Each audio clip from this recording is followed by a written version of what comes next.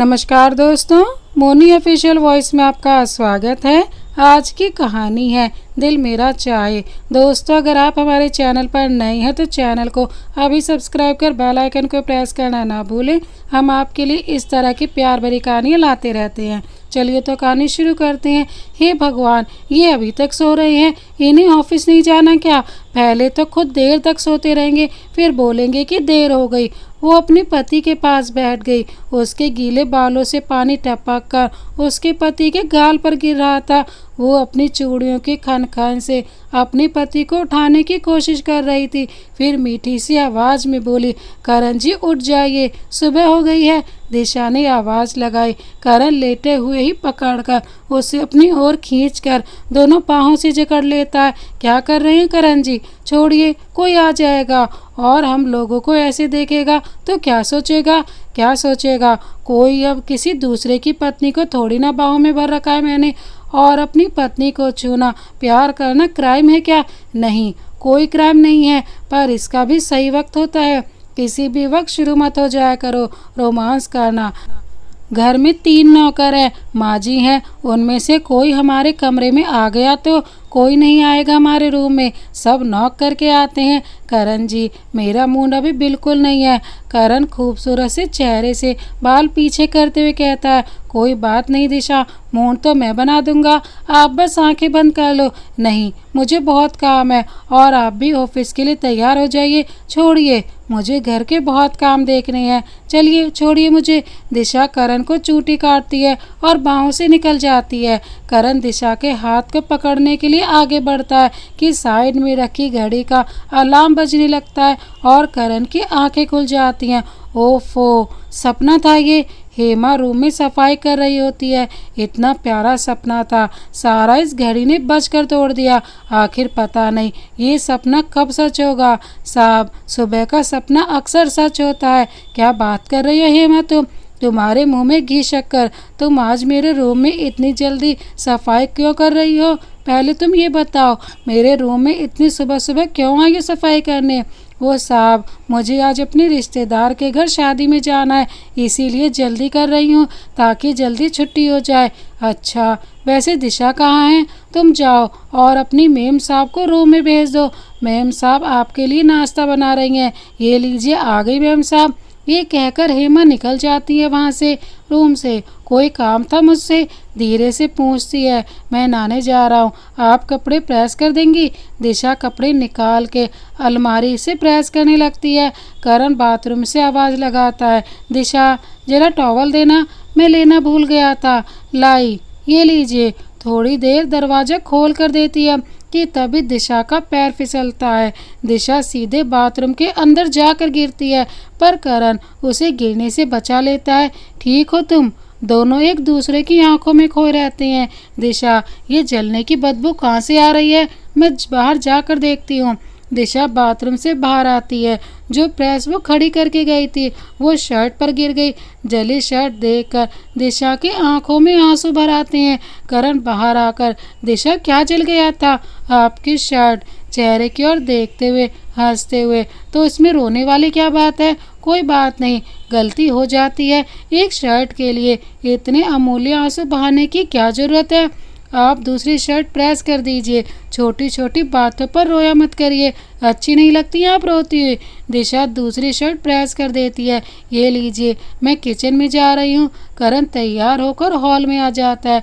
दिशा झुकी हुई नज़रों से करण को नाश्ता देती है। जब नाश्ता करके उठता है तो उसके हाथ में खाने का टिफ़िन पकड़ा देती है। करण माँ के पैर छूता है। अच्छा माँ, मैं जा रहा हूँ, खुश रह और शाम को घर जल्दी आ जाना। हमेशा काम मत किया कर, नया शादी का जोड़ा है, बहू को कहीं घुमाने ले जाया कर, सिनेमा दिखाया कर, अकेले में समय बिताया कर। जल्दी आना। तेरी बीवी तो तुझसे कुछ कहती नहीं है, पर तू तो समझा कर। जी माँ, मैं जल्दी आने की कोशिश करूँगा। ऑफिस में बहुत काम है, 3 अपॉइंटमेंट है।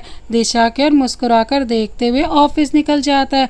करण के ऑफिस जाने के बाद दिशा अपने रूम में चली जाती है। पास में रखी करण की तस्वीर सीने से लगाकर मुस्कुराकर निहारती है। सुनिए भाई साहब, मेरा नाम करण दीक्षित है।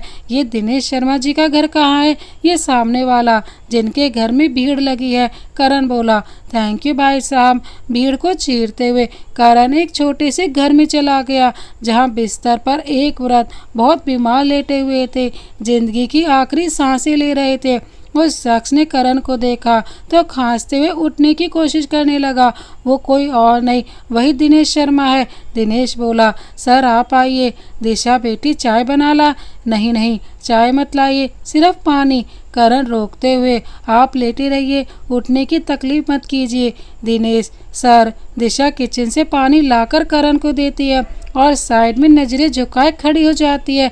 वो खांसते हुए हाथ जोड़कर, क्या सर, इतना सम्मान के लायक नहीं हूँ मैं सिर्फ एक मामूली का चपरासी हूँ जो आप मुझ पर सर कह रहे हैं, और मुझ गरीब की कुटिया में आकर मेरा और सम्मान बढ़ा दिया आपने।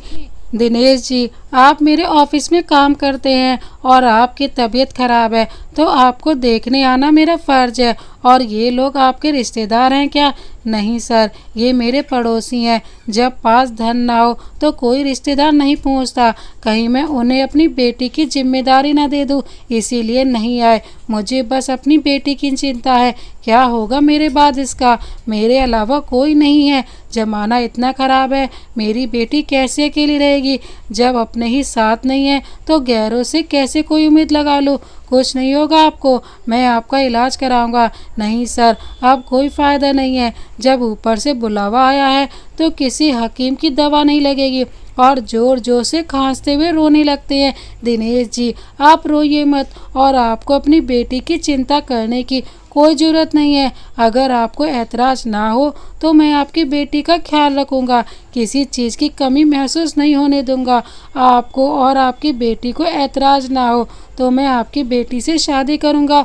ये बात सुनते ही दिनेश खुशी से उठने की कोशिश करता है, पर करण उन्हें लेटने को कहता है। दिशा बेटी, इधर आ। जी पापा, सर आप सच में बहुत अच्छे हैं, मेरे लिए तो भगवान है। अपनी बेटी दिशा का हाथ करण के हाथ में पकड़ा देता है और हल्की सी मुस्कुराहट के साथ आंखें खोले के खोले रह जाते हैं। दिशा की एकदम से चीख निकलती है, दीवार में अपना सर मारते हुए, पापा आप मुझे छोड़कर नहीं जा सकते। और दिशा फूट फूट के रोने लगती है। दिशा, संभालिए अपने आप को, हर इंसान को एक दिन जाना होता है। दरवाज़ा खटखटाते हुए, हेमा, मैम साहब नाश्ता कर लीजिए। तस्वीर वापस अपनी जगह रखकर आंसू पोंछते हुए दिशा बोलती है, तुम चलो मैं आती हूँ। करण अपने ऑफिस में बैठा मोबाइल में दिशा की फ़ोटो देखकर मुस्कुराता है और बीती बात सोचकर एकदम से हंस देता है। करण बीती बातों में खो जाता है। करण दोपहर को दिशा के पीछे से अपने ऑफिस में आता है। दिशा को लगता है ये लड़का मेरा पीछा कर रहा है। आप मेरा पीछा करते यहाँ तक आ गए। सारे ऑफिस स्टाफ के लोग दिशा की तरफ देखकर बताने को होते हैं कि ये इस ऑफिस के बॉस हैं, पर करण इशारों से मना कर देता है और बस चुपचाप दिशा की बात सुनता रहता है, मुस्कुराते हुए। चेहरे से तो आप बहुत शरीफ लगते हैं, पर है नहीं। आपको शर्म नहीं आती एक लड़की का पीछा करते हुए? तभी बाथरूम से दिशा के पापा निकलते हैं। करण को देखते ही गुड आफ्टरनून सर कहते हैं और ये सुनकर दिशा खामोश हो जाती है, अपने आप को शर्मिंदा महसूस करती है। सॉरी सर, मुझे नहीं मालूम था कि आप अपने ऑफिस में आए हैं। मैं आपको जानती नहीं हूँ ना। इट्स ओके, गलती आपकी नहीं है, मैं सच में आपका पीछा ही कर रहा था। दिशा के साथ साथ सारे लोग करण की ओर देखने लगते हैं। अरे अरे, गलत मत समझना, मेरा कोई गलत इरादा नहीं था। अपना हाथ आगे कीजिए। दिशा अपना हाथ आगे करती है। ये तो मेरी पायल है, मेरी माँ की आखिरी निशानी है। आपको कहाँ मिली? वहीं जहाँ आप गोलगप्पे खा रही थी। मुझे भी गोलगप्पे बहुत पसंद है, इसीलिए मैं भी गोलगप्पे खाने उतरा था। आप जा रही थी कि मेरी नज़र आपकी पायल पर पड़ गई। मैंने आपको वहीं देनी चाहिए थी, आवाज़ भी आपको बहुत लगाई थी, पर आपने सुनी ही नहीं, इसीलिए आपका पीछा करता रहा। बार बार सड़क पर आपको पुकारना नहीं चाहता था, कहीं लोग गलत ना समझे। खैर, मैं आपका नाम जान सकता हूँ? My name is Karan Dixit. और आपका? My name is Disha Sharma, Dinesh sir की बेटी है, खाना लाई है, दे दीजिए अपने पापा को और आप सभी काम पर लग जाइए। दिशा जाते हुए भी सॉरी सर और पायल देने के लिए थैंक यू कहकर ऑफिस से चली जाती है। तभी करण के कैबिन में गेट से आवाज़ आती है, मे आई कमिंग सर। करण दिशा के ख्याल से बाहर आकर मोबाइल मेज पर रख देता है। कमिंग मिस नैना। नैना करण के ऑफिस में फैशन डिज़ाइनर है। सर मिस्टर मेहता आए हैं, आपने अपॉइंटमेंट दी थी ना। नैना भेज दो उन्हें अंदर और तुम भी आना साथ में। करण नैना को इतना बोलकर बाहर भेज देते हैं और मिस्टर मेहता के साथ आने को बोलते हैं। करण बिजनेस की मिस्टर मेहता से डील पक्की करता है। हाथ की घड़ी देखते हुए, मेहता जी ने तो बहुत टाइम ले लिया, माँ ने कहा था जल्दी आने को, लेकिन ये देखो 7 तो यहीं बज गए। ये कहते हुए करण घर के लिए निकल जाता है। आ गया, तुझे कहा था ना जल्दी घर आना। तेरी राह देखते हुए दिशा भूखी ही सो गई। जा उसे उठा कर ले आ और उसे अपने साथ खाना खिला दे। मैं सोने जा रही हूँ, थोड़ा जल्दी घर आया कर, तुझे पता है ना। दिशा जल्दी सो जाती है। दिशा हिंदुस्तानी नारी है जो अपनी पति से पहले खाना नहीं खाती। उसके बारे में सोचा कर। अपने मन में करण कहता है, मैं उसी के बारे में तो पूरा दिन सोचता रहता हूँ। सॉरी माँ, मैं अभी दिशा को जगा कर लाता हूँ, आप सो जाइए। Good night. कमरे में जाते ही सबसे पहले बाथरूम में फ्रेश होता है और फिर सोती हुई दिशा के पास जाकर बैठ जाता है। प्यार से माथे पर हाथ रखता है। दिशा तुरंत बिस्तर से उठ बैठती है। आप कब आए? बेड से उतर जाती है। अभी आया हूँ। क्या बनाया है खाने में? मुझे बहुत भूख लगी है। आपकी फेवरेट सब्जी कटहर, माँ ने बताया था। आप बैठिए, मैं गरम गरम रोटी बना देती हूँ। दिशा रोटियाँ बनाने किचन में चली जाती है। करण खाने की मेज पर बैठकर वहीं से दिशा को देखता है और कहता है, दिशा आपको जल्दी सोने की आदत है तो आप खाना खा लिया करो, मेरे आने का इंतज़ार मत किया कीजिए। कभी कभी तो मुझे आज से भी ज़्यादा लेट हो जाता है घर आने में। मेरे वजह से आप भूखी रही, मुझे अच्छा नहीं लगता। करण जी, आप न कैसी बातें कर रहे हैं। जैसे आपको अच्छा नहीं लगता ऐसे ही मुझे भी अच्छा नहीं लगता कि आप भूखे रहे और मैं खाना खाकर सो जाऊं। ये सुनकर करण खुश हो जाता है कि दिशा उसके बारे में सोचती है। दोनों खाना खाकर अपने रूम में चले जाते हैं। एक ही बेड पर लेट जाते हैं। थोड़े दूर दूर लेटे हुए ही दिशा करण से कहती है, करण जी कल मैं अपने घर जाना चाहती हूँ, जाऊँ? वो मुझे घर से अपने आईडी वगैरह लाना है। शादी के समय कुछ ला नहीं पाई ना सिवाय माँ पापा की तस्वीर के। हाँ क्यों नहीं, जरूर जाओ। बल्कि आपको मुझसे पूछने की ज़रूरत नहीं है, आप मेरी पत्नी हैं, गुलाम नहीं। आप जहाँ मनाए जा सकती हैं, आपको कोई रोक टोक नहीं है। इजाज़त लेने की ज़रूरत नहीं है। बस इस बात का ख्याल रखना कि कहाँ जहाँ जाना बता के जाना, क्योंकि हम लोगों को आपकी फ़िक्र रहेगी। आप सुबह तैयार हो जाना, मेरे साथ चलना, मैं आपको घर छोड़ दूँगा। ज़्यादा देर नहीं लगेगी तो मैं ले भी आऊँगा। हाँ थोड़ी देर का काम है करण जी। अगली सुबह माँ, मैं दिशा को उसके घर ले जा रहा हूँ, अपने घर से आईडी वगैरह लाना है। दोनों साथ जाएं और माँ मना कर दे, ऐसा तो हो ही नहीं सकता। और मुस्कुराते हुए इजाज़त दे देती हैं। ठीक है जाओ। करण दिशा को लेकर उसके घर चला जाता है। करण दिशा से कहता है, आप जाकर डॉक्यूमेंट्स ले आइए, मैं आपका कार में ही इंतज़ार कर रहा हूँ। दिशा अपने घर का ताला खोलकर अपने कमरे की अलमारी से, जो एक लकड़ी की बनी होती है, उसमें से अपने सारे डॉक्यूमेंट्स निकालकर बाहर कार में आ बैठ जाती है कि तभी उसके मोहल्ले के बच्चे गाड़ी के आगे खड़े हो जाते हैं, जिन्हें देख दिशा खुश हो जाती है। अरे बच्चे! उसे देखकर दिशा शादी से पहले घर में मोहल्ले के बच्चों को पढ़ाती थी। ये वही बच्चे हैं। बच्चों ने दिशा से कहा, दीदी आप अब क्यों नहीं आती हमें पढ़ाने? तब दूसरा बच्चा पहले वाले से कहता है, तुझे मैंने कहा था ना कि दीदी से ऐसे प्रश्न मत करना, दीदी की शादी हो गई है, अब वो हमें पढ़ाने नहीं आ पाएंगी। करण उनकी ऐसी बात सुनकर कहता है, अरे बाप रे, ये बच्चा तो बड़ा ही समझदार है, इधर आओ बेटा। वो बच्चा करण के पास जाता है।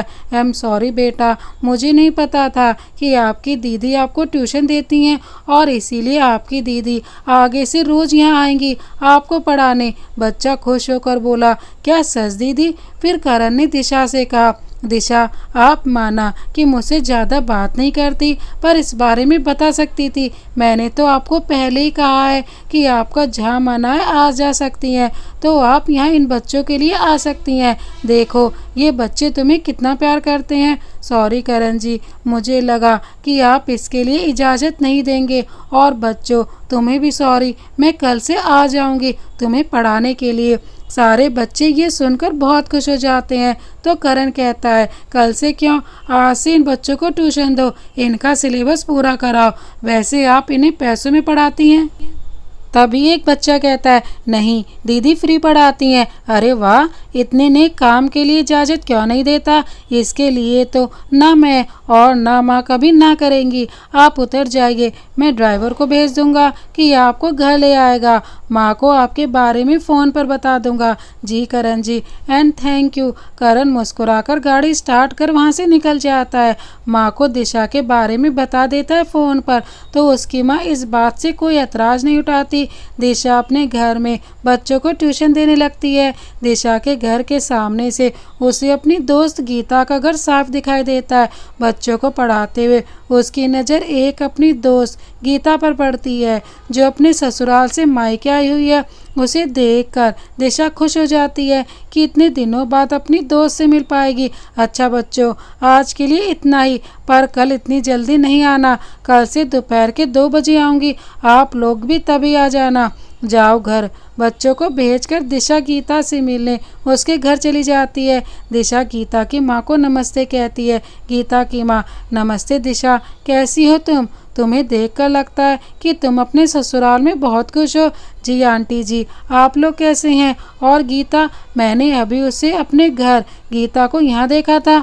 अपने ससुराल से कितने समय बाद आई है, मुझे उससे मिलना है। कहाँ है वो? आज उससे बहुत सारी बातें करनी है। इतने दिनों बाद आई है। जब मैं अरेंज मैरिज करके इतनी खुश हूँ, तो गीता ने तो लव मैरिज की है, वो कितनी खुश होगी। कहाँ है वो आंटी जी? मुझे गीता से मिलना है। गीता की माँ, वो अपने रूम में है। दिशा भागी भागी गीता के रूम में आती है और सीधे गीता के गले लग जाती है, जिससे एकदम से गीता दर्द से कर्रा जाती है।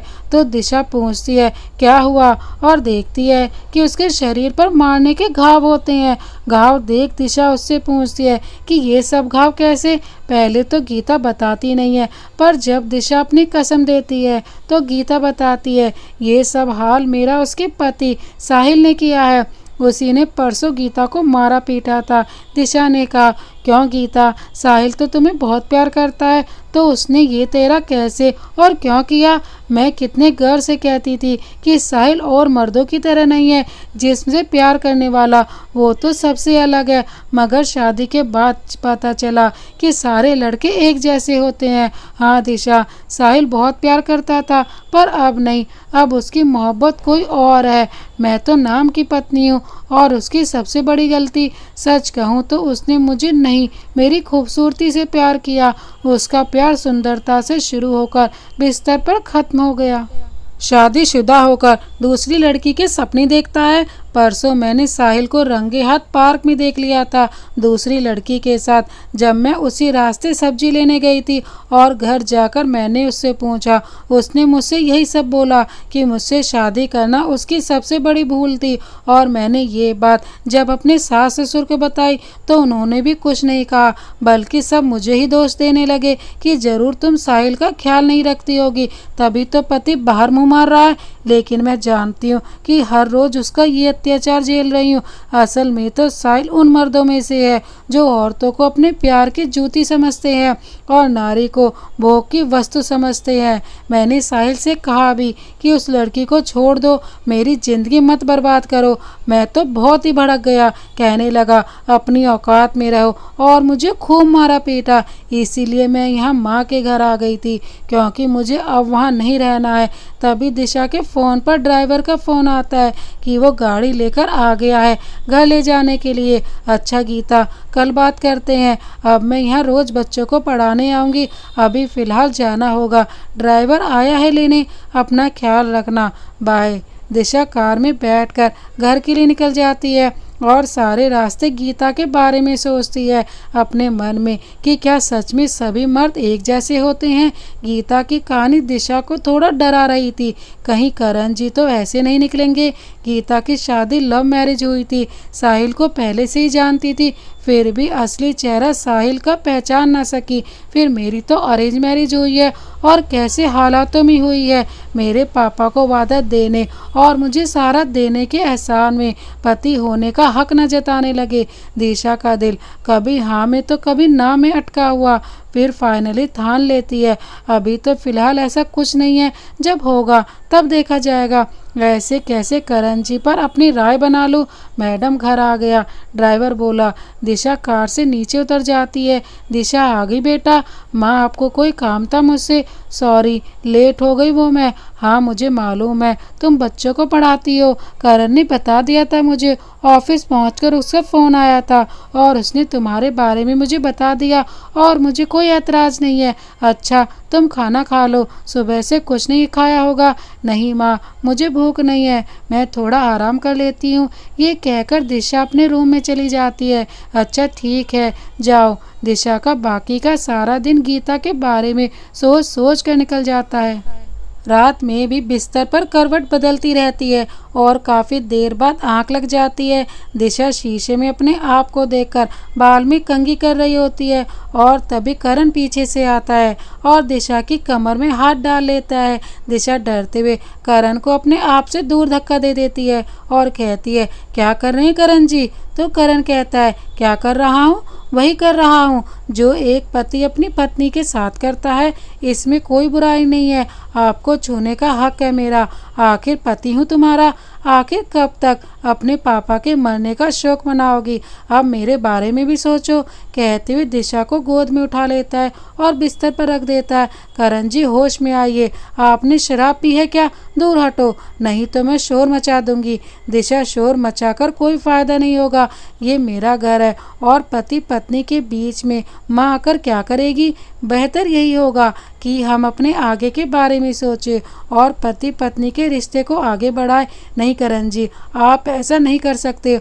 और बेड से उठ खड़ी होती है पर करण हाथ पकड़कर वापस बिस्तर पर खींच लेता है, जिससे दिशा की एकदम से चीख निकल जाती है और नींद में आँख खुल जाती है। साथ में बगल में सो रहे करण की भी आंख खुल जाती हैं। दिशा खुले हुए बालों को पीछे करते हुए पसीने से तरबदर है। हे भगवान ये सपना था। दिशा क्या हुआ? करण बगल में रखे जग से गिलास में पानी करके देता है। कुछ नहीं करण जी सो जाइए, मैंने आपकी नींद खराब कर दी। ऐसे ही एक सपना देख लिया। क्या सपने में देख लिया दिशा जो इतना डर गई थी? मुझे भी बताइए। रहने दीजिए करण जी, पूछकर क्या करेंगे, सपने सच थोड़ी ना होते हैं। मालूम है मुझे दिशा, पर सपने कहीं ना कहीं हमारी हकीकत से जुड़े होते हैं। अगर आपका सपना भी कुछ ऐसा है तो बेहिचक होकर बता सकती हैं, बताइए ना। करण के कहने पर दिशा करण को सब बता देती है, पर अपना सपना नहीं बल्कि गीता के बारे में कि उसने अपनी दोस्त गीता का सपना देखा।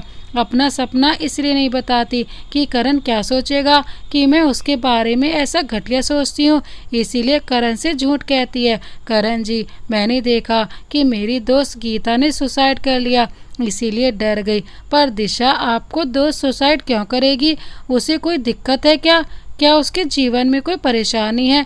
करण बिस्तर में उठकर बैठ जाता है और फिर कहता है दिशा इम्तिनान से बताइए, आपको कुछ जरूर पता है, इसीलिए तो आपके दिमाग और आंखों में ऐसे दृश्य आ रहे हैं और आप ऐसे परेशान हो। मुझे अच्छा नहीं लगता। अगर सच कोई परेशानी है तो हम तुम्हारे दोस्त की मदद करेंगे, हमारे बस में हुआ तो। तब दिशा सारी सच्चाई बताती है, एकदम सही। सारी बात सुनकर करण एक वक्त के लिए एकदम खामोश हो जाता है और अपने हाथ जोड़ लेता है ऊपर करके। तो दिशा ऐसे करने की वजह पूछती है, करण जी कहाँ खो गए आप और ये क्या कर रहे हैं हाथ जोड़कर? दिशा मैं प्रार्थना कर रहा हूँ कि हे श्री कृष्ण भगवान, आप फिर से भूमि पर अवतार ले लो। प्रेम खतरे में है। लोगों को प्रेम की परिभाषा सिखाने आ जाइए, नहीं तो इस दुनिया का विनाश निश्चित है। सच में करण जी, आपने ये बात बिल्कुल सही कही। दिशा, सच में गीता के साथ बहुत बुरा हो रहा है। साहिल जैसे लोग ही प्यार को बदनाम करते हैं, प्यार का नाम देकर बलात्कार करते हैं। छी, ऐसे आदमी के साथ रहने से अच्छा है कि तलाक देकर अलग हो जाए। गीता, मेरा भी कुछ ऐसा ही ख्याल है करण जी, पर हम क्या कर सकते हैं। वो आदमी बहुत ही ज़्यादा घटिया किस्म का है। खैर दिशा, रात बहुत हो गई है, सो जाइए। और अच्छी बात है दिशा कि आप अपनी दोस्त की हालत की चिंता करती हैं, पर इतनी भी मत कीजिए कि आपके दिमाग में उसका बुरा असर पड़ते। हमेशा दिमाग में टेंशन बनी रहे ठीक नहीं होता। हर वक्त सोचा मत करो, सो जाइए। दोनों वापस बेड पर लेट जाते हैं, आमने सामने मुंह करके, और आंख बंद कर लेते हैं। पर दिशा थोड़ी देर में फिर आंख खोल लेती है, पर करण भी सोता कहाँ है, वो भी अपनी आंख खोल लेता है। तो दिशा कहती है, करण जी मुझे सोने के लिए कहकर खुद जाग रहे हैं, तो आप कहाँ सो गई मैडम जी, आप भी तो जाग रही हैं। मुस्कुराते हुए दिशा की तरफ देखकर कहता है, वो मुझे नींद नहीं आ रही है, आप सो जाइए, आपको सुबह ऑफिस भी तो जाना है। नहीं, मुझे भी नींद नहीं आ रही है। चलो, जब तक नींद हमारी आंखों में नहीं आती है तब तक हम दोनों एक दूसरे के बारे में जान ले। कभी हमने खुलकर बात नहीं करी ना, इसीलिए हमें एक दूसरे के बारे में कुछ भी नहीं पता है। तो बोलो, ठीक है करण जी, पर सवाल पहले मैं करूँगी। ठीक है बाबा, तुम पूछ लेना, वैसे भी तुम अपनी ही चलाती हो। बिल्कुल मैडम, लेडीज़ फर्स्ट। आपको क्या खाने में क्या पसंद है, वो तो माँ से पता चल गई। और कुछ आपको भी मेरे बारे में पता है कि मुझे गोलगप्पे बहुत पसंद है। खाने में सब खा लेती हूँ, सब पसंद है, करेला से लेकर टिंडे तक। तो अब आप ये बताइए कि आपकी हॉबीज़ क्या क्या हैं। मेरी hobbies singing, books reading, cricket, और कभी खाली समय मिल जाए तो कुकिंग भी कर लेता हूँ, पर ऑफिस से समय नहीं मिलता। वैसे सब कहते हैं कि मैं खाना बहुत ही अच्छा बनाता हूँ। आपकी और मेरी हॉबीज़ एक जैसी हैं, मेरी भी यही सब हॉबीज़ है। सिंगिंग में तो मुझे कॉलेज में फर्स्ट प्राइज़ मिलता था, पर आप कुकिंग का भी शौक़ रखते हैं। हाँ, इसमें कौन सी बुराई है। अब काम में भी नाम लिखा होता है क्या कि ये काम मर्द करेगा और ये काम औरत करेगी।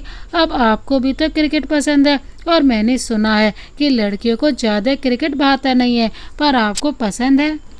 करण की बात सुनकर दिशा करण की तरफ देखती है और करण से बोलती है, नहीं करण जी, मेरे कहने का ये मतलब नहीं था। मुस्कुराते हुए, मुझे मालूम है दिशा, आप ऐसे ही कह रही हैं। दोनों रात में बातें करते करते सो जाते हैं। सुबह दिशा की आँख खुलती है और नहाकर पूजा करके घर में चारों तरफ अगरबत्तियों का धुआं फैलाकर किचन में चली जाती है। नाश्ता बनाने किचन के गेट से पूरा हॉल दिखाई देता है। दिशा की सास बैठकर हॉल में समाचार देखती है और हेमा घर में झाड़ू पोछा करके किचन में डेटॉल से हाथ धोते हुए कहती है दिशा से, मैम साहब चाय बन गई है तो मुझे दे दो, मैं साहब को चाय दे आऊँ। नहीं हेमा, अभी चाय नहीं बनी, मैं दे दूंगी, बन जाएगी तब। तो अभी करण जी सो रहे हैं।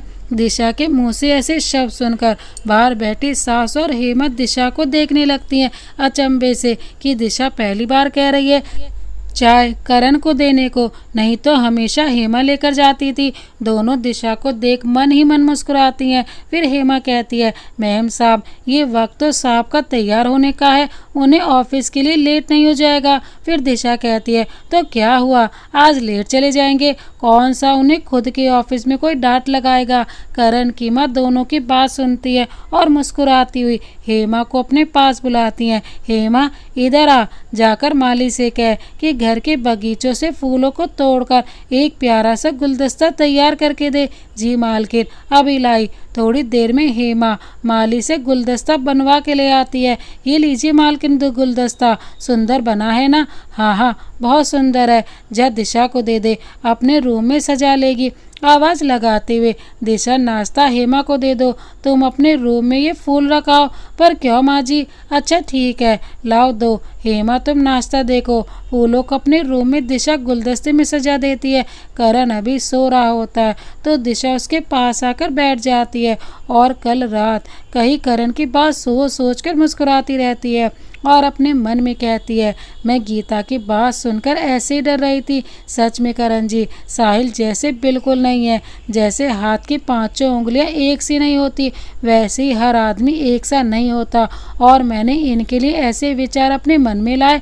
करण जी तो बहुत अच्छे हैं, वो चाहते तो कुछ भी कर सकते थे। हमारी शादी हो गई है पर कभी भी मुझे छूने की कोशिश नहीं की। दिशा मुस्कुराते हुए अब मुंह से बोलती है, सोचती है करण तो सो रहे हैं, वो थोड़ा ना सुन लेंगे। करण जी, आप सच में बहुत अच्छे इंसान हैं, पर क्या करूं, जब आप मेरे पास खड़े होते हैं तो दिल जोरों से धड़कने लगता है, सांसें एकदम थम सी जाती हैं, दिमाग काम करना बंद कर देता है और जब दूर चले जाते हो तो दिल आपके पास आने को करता है। सोते हुए कितने प्यारे लगते हो, एकदम अबोध बालक जिस पर सिर्फ प्यार आता है। दिशा ये कहते हुए अपने होंठ करण के माथे तक ले जाती है, उसे किस करने के लिए। सोचती है सो तो रहे हैं, क्या मालूम चलेगा, पर सच में करण सो नहीं रहा होता है, बस दिशा को कमरे में आता देख वापस सोने का नाटक करता है। जैसे ही दिशा किस करने को होती है, करण अपनी एकदम से आंखें खोल लेता है। दिशा एकदम से डर जाती है और दूर हो जाती है। दिशा, क्या कर रही हो? बड़ी ही हैरानी और मन में खुशी को दबा कर कहता है, मालूम सब होता है। दिशा देखकर हकलाने लगती है और झूठ कहती है, करण जी, वो आपके माथे पर एक छोटा सा कीड़ा था, इसीलिए उसे उड़ा रही थी, हाथ से नहीं पकड़ सकती थी, मर जाता बेचारा। करण मुस्कुराते हुए, ओह अच्छा। दिशा अपनी हरकत पकड़ने के शर्म की वजह से वहाँ से चली जाती है। दिशा को ऐसे जाता देख करण स्माइल कर देता है। नींद बेशक रात में पूरी ना हुई हो, पर दिशा की बात सुनकर करण का दिल दिमाग दोनों तरोताजा हो जाते हैं। बड़ी ही फुर्ती से नहा धोकर तैयार होकर बाहर डाइनिंग टेबल पर बैठ जाता है। गुड मॉर्निंग माँ। करण बोला, गुड मॉर्निंग बेटा, और ऑफिस का काम कैसा चल रहा है? बहुत अच्छा चल रहा है माँ, बस आपका आशीर्वाद ऐसे ही मेरे सर पर बना रहे। सर पर माँ हाथ रखते हुए, माँ का आशीर्वाद तो हमेशा अपने बच्चों के साथ होता ही है, चाहे बच्चे कितने भी नालायक हो, और फिर तू तो मेरा लायक बेटा है। दिशा को कहते हुए, दिशा बेटा नाश्ता दो करण को। दिशा बेचारी अब भी अपनी हरकत के लिए शर्म से नजरें झुकाए प्लेट में नाश्ता परोसती है और करण मन ही मन खुश होता है। खाना परोसती दिशा की ओर देखकर मुस्कुराता है हल्की स्माइल से, जिससे दिशा अपनी नज़र और करण से चुराती है। दिशा बेटा तुम भी नाश्ता कर लो। नहीं, आप लोग कर लीजिए, मैं बाद में कर लूँगी। करण दिशा के लिए चेयर पीछे करता है, उसे हाथ पकड़कर बैठा देता है। दिशा, क्या आप नाश्ता आखिर में करती हैं? आज से आप हम सबके साथ ही करेंगी। ये पुराने ख्यालों वाला घर नहीं है जो सबके बात करोगी। अगर आप हमारे साथ नहीं नाश्ता करोगी तो कोई भी नाश्ता नहीं करेगा। करण दिशा की आंखों में डाके डाल कर कहता है, अरे नहीं, अच्छा खा रही हूँ करण जी। करण दिशा के प्लेट में पराठा रख देता है। नाश्ता करके करण ऑफिस के लिए निकल जाता है और दिशा हेमा के साथ घर के कामों में लग जाती है। हेमा काम करने को मना करती है। मेम साहब, आप पहले से ही मेरा काम आसान कर चुकी हैं खाने की जिम्मेदारी लेकर, और अब घर के कामों में भी हाथ बटाती हो। ये सब मेरा काम है, मैं इसके पैसे लेती हूँ, मुझे करने दीजिए। मालकिन समझाइए ना मैम साहब को। हंसते हुए, सॉरी, हमारी बहू को काम करने से खुशी मिलती है, उसका टाइम भी पास हो जाता है। ये बात दिशा ने पहले ही बोल दी थी, इसीलिए मैं कुछ नहीं बोल सकती हूँ। सुन लिया है माँ तुमने, और इतना बड़ा घर है, तुम कैसे करोगी इतना काम? मेम साहब, पहले भी तो करती थी ना, मुझे पता है, पर इतने बड़े घर के काम से थक भी तो जाती हो ना, इसीलिए बस। और बहस नहीं मुझसे।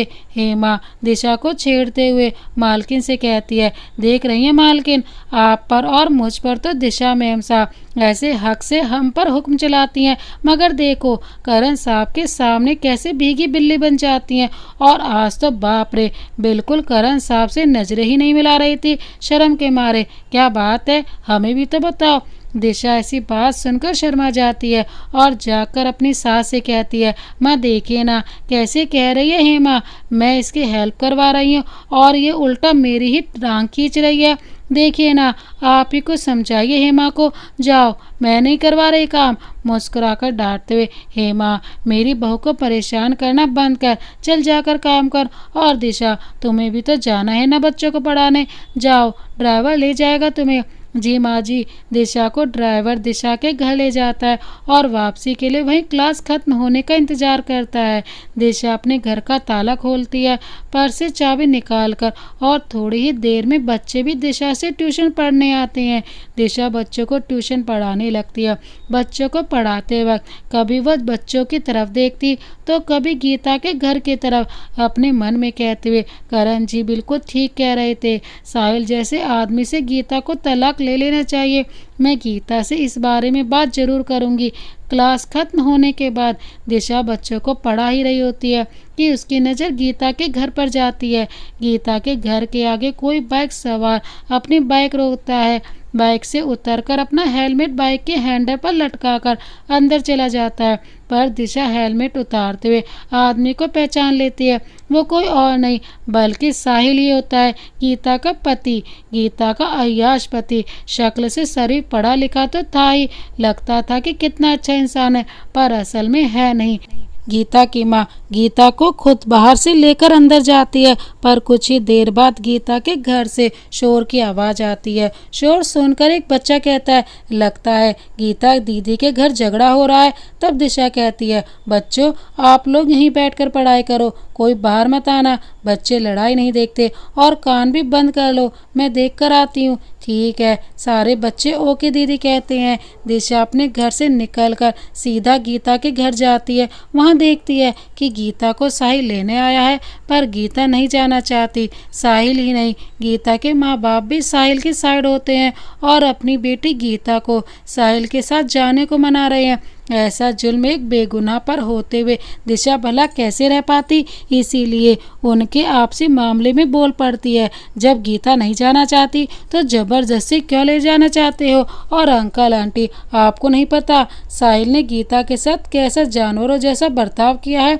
ऐसे इंसान को घरेलू हिंसा के जुर्म में जेल में बंद कर देना चाहिए। ऐसी दिशा की बात सुनकर गीता के माँ बाप कहते हैं, अरे नहीं दिशा, हम ऐसा नहीं कर सकते। ऐसा भी हो पर साहिल गीता का पति है, जिंदगी उसी से गीता की कटनी है। तुम्हें तो पता है पति तो भगवान का दूसरा रूप होता है औरत के लिए।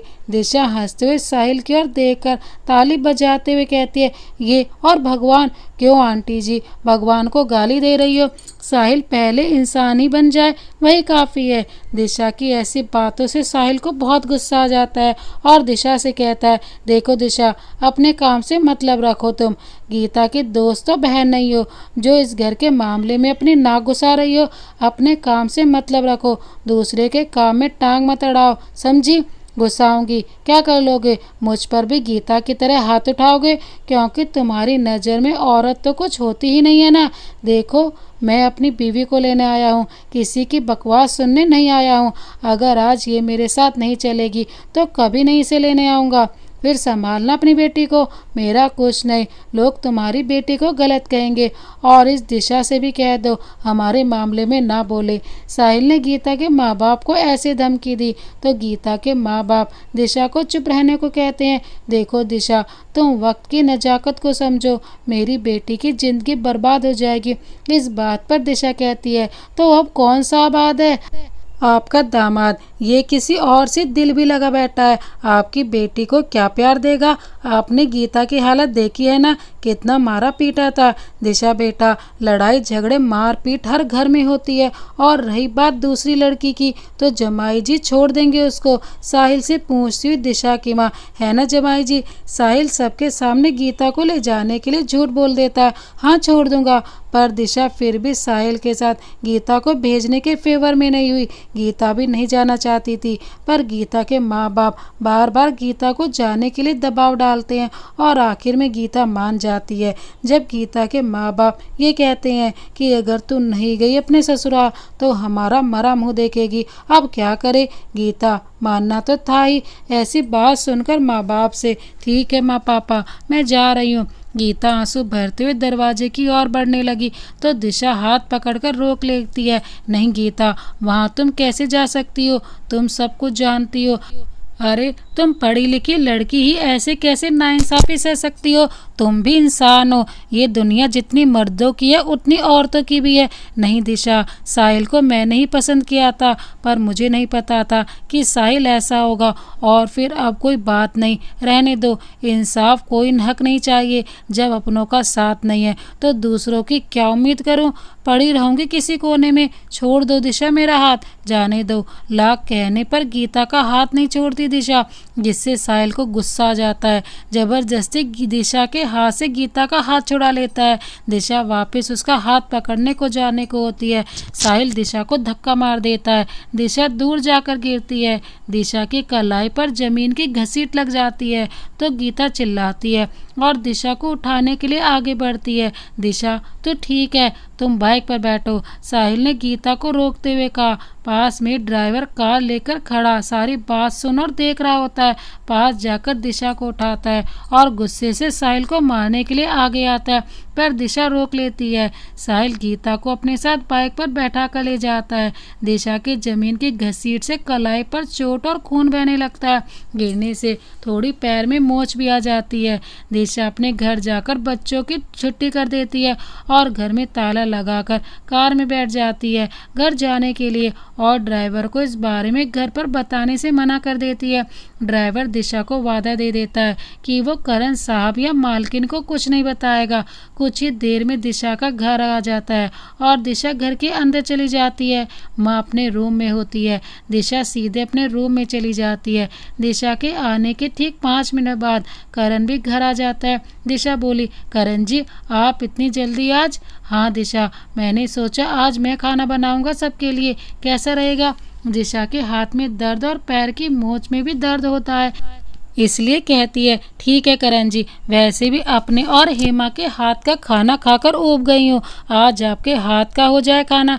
करण फ्रेश होकर किचन में चला जाता है। हेमा आज मैं खाना बनाऊंगा, मेरी हेल्प करवाना, मसाले वगैरह कहाँ रखे हैं? ठीक है। क्यों साहब, आप क्यों बनाओगे, मैं बना लेती हूँ। अगर दिशा मैम साहब की तबीयत ठीक नहीं है तो छोड़ दीजिए। अरे नहीं हेमा, दिशा की तबीयत एकदम ठीक है, वो मेरा मन कर रहा था कि आज मैं खाना बनाऊं।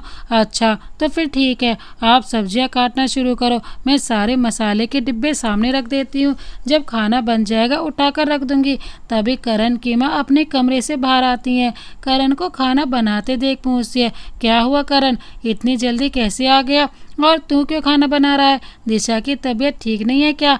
हे भगवान, सबको क्या हो गया है, खाना मैं बना रहा हूँ, तबीयत दिशा की पूछी जा रही है, मैं खाना अपनी खुशी से बना रहा हूँ। अच्छा ठीक है बना ले, माँ ने करण से कहा। करण खाना बनाता है। हेमा उसकी छोटी छोटी मदद करती है। खाना बनाने के बाद सारा सामान अपनी जगह पर रख देती है। हेमा तुम ये सारा खाना डाइनिंग टेबल पर रखो, मैं दिशा को बुला लाता हूँ। जी साहब। दिशा चलो खाना खा लो। दिशा बेड से नीचे उतरती है कि उसके पैर की मोच में दर्द उठता है। दिशा के मुंह से आह निकलती है, बेड से गिर जाती है।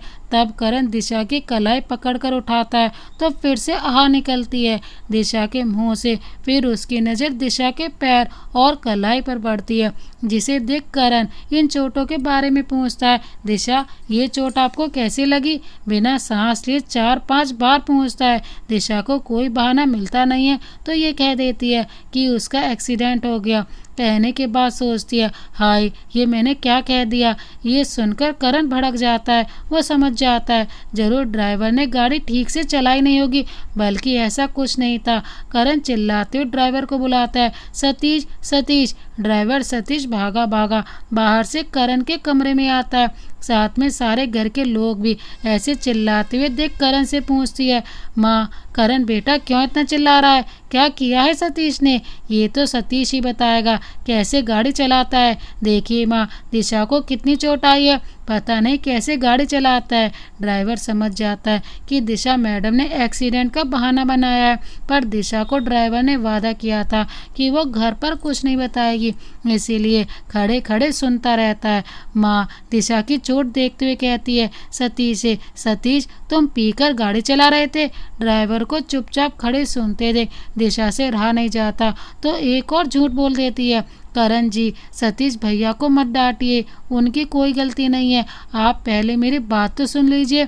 मेरा एक्सीडेंट हुआ है सतीश भैया के गाड़ी चलाने से नहीं, सड़क पर हुआ है। वो मैं ज़रूरी सामान लेने कार से नीचे उतरी थी, रोड पार करते हुए एक बाइक वाले ने टक्कर मार दी। हाँ तो दिशा आप सतीश को कह देती, वो ले जाता। करण दिशा की ओर देखते हुए कहता है, ओ गॉड करण जी, कुछ काम हर इंसान के पर्सनल भी होते हैं और दुर्घटनाएं बोलकर थोड़ी ना आती हैं। सतीश भैया आप जाइए। इशारे में कान पकड़कर ड्राइवर से माफ़ी मांगती है कि उसकी वजह से डांट पड़ी। करण बेटा डॉक्टर को बुला लो, दिशा का पैर दिखाना है, पता नहीं कब से ऐसे दर्द में बैठी है। थोड़ी देर में डॉक्टर आता है, दिशा के पैर की मोच में पट्टी और कलाई पर पट्टी कर दवाइयाँ लिखकर आराम करने को कहता है। अपनी फीस लेकर डॉक्टर वहाँ से चला जाता है। दिशा को हाथ पकड़कर सहारा देते हुए करण कहता है, चलो दिशा खाना खा लो, मैंने सारा खाना अपने हाथों से बनाया, और हाँ जब तक तुम ठीक नहीं हो जाती हो तब तक घर का कोई काम नहीं करोगी, बस बच्चों को पढ़ाने के अलावा। ओके करण। माँ और दिशा तीनों खाना खाते हैं। दिशा खाने की तारीफ करती है, वैसे भी करण ने आज बहुत ही सुंदर खाना बनाया है। वाह करण जी, आप तो मुझसे भी अच्छा खाना बनाते हो, सच में मज़ा आ गया। हंसकर मुस्कुराते हुए थैंक यू, वैसे आपके हाथ का खाना ज़्यादा अच्छा होता है।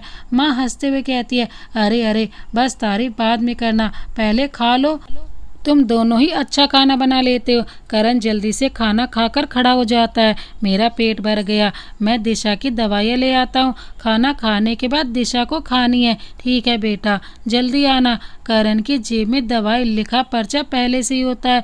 डाइनिंग टेबल से फ़ोन उठाकर बिना देखे जेब में रख लेता है और कार में बैठकर निकल जाता है। मेडिकल स्टोर से दवाई लेता है और वापस कार में बैठ जाता है कि तभी फ़ोन रिंग करने लगता है। करण जेब से फ़ोन निकालता है, पर यह क्या, वो जल्दबाजी में टेबल से दिशा का फ़ोन उठा लाता है। फ़ोन पर दिशा की दोस्त गीता का फ़ोन आता है। जब करण फ़ोन पर देखता है तो दिशा की दोस्त गीता का फ़ोन आ रहा था। करण फ़ोन रिसीव करता है और हेलो कहने को होता ही है कि दूसरी ओर गीता बोल पड़ती है और करण चुपचाप सुनता रहता है। हेलो दिशा, तू कैसी है? तुझे चोट तो नहीं है? साहिल ने तुझे बहुत तेज़ धक्का मार दिया ना, ज़रूर तुझे चोट आई होगी, देख तू डॉक्टर को दिखा लेना। ऐसी बात सुनकर करण को गुस्सा आ जाता है और मन में कहता है कि दिशा ने मुझसे झूठ बोला कि उसका एक्सीडेंट हुआ है, और इस साहिल की इतनी हिम्मत, अपनी बीवी की इज्जत तो करता ही नहीं है, साथ में उसने दिशा को चोट पहुंचाई। इस साहिल को अगर मुझे मिल गया ना तो इसका अच्छा सबक सिखाऊंगा। फिर दूसरी तरफ से आवाज़ आती है, हेलो दिशा, कुछ तो बोल, चुप क्यों है? तब करण कहता है, हेलो मैं करण बात कर रहा हूँ। वो धोखे से दिशा का फ़ोन मैं उठा लाया हूँ, और अब मुझे सच सच बताओ वहाँ क्या हुआ था कि दिशा के पैर और हाथ में चोट कैसे आई है? गीता घबराते हुए पूछती है, ज़्यादा चोट आई है? हाँ गीता जी, डॉक्टर ने आराम देने को कहा है, पैर में मोच, कलाई पर चोट आई है, पर आपसे मैंने सवाल किया है उसका जवाब दीजिए। गीता करण को सब कुछ सही सही बता देती है। तब करण पूछता है गीता से, जिसे सुन गीता चौंक जाती है। सुनकर बहुत बुरा लगा कि आपके माता पिता ने भी आपका साथ नहीं दिया।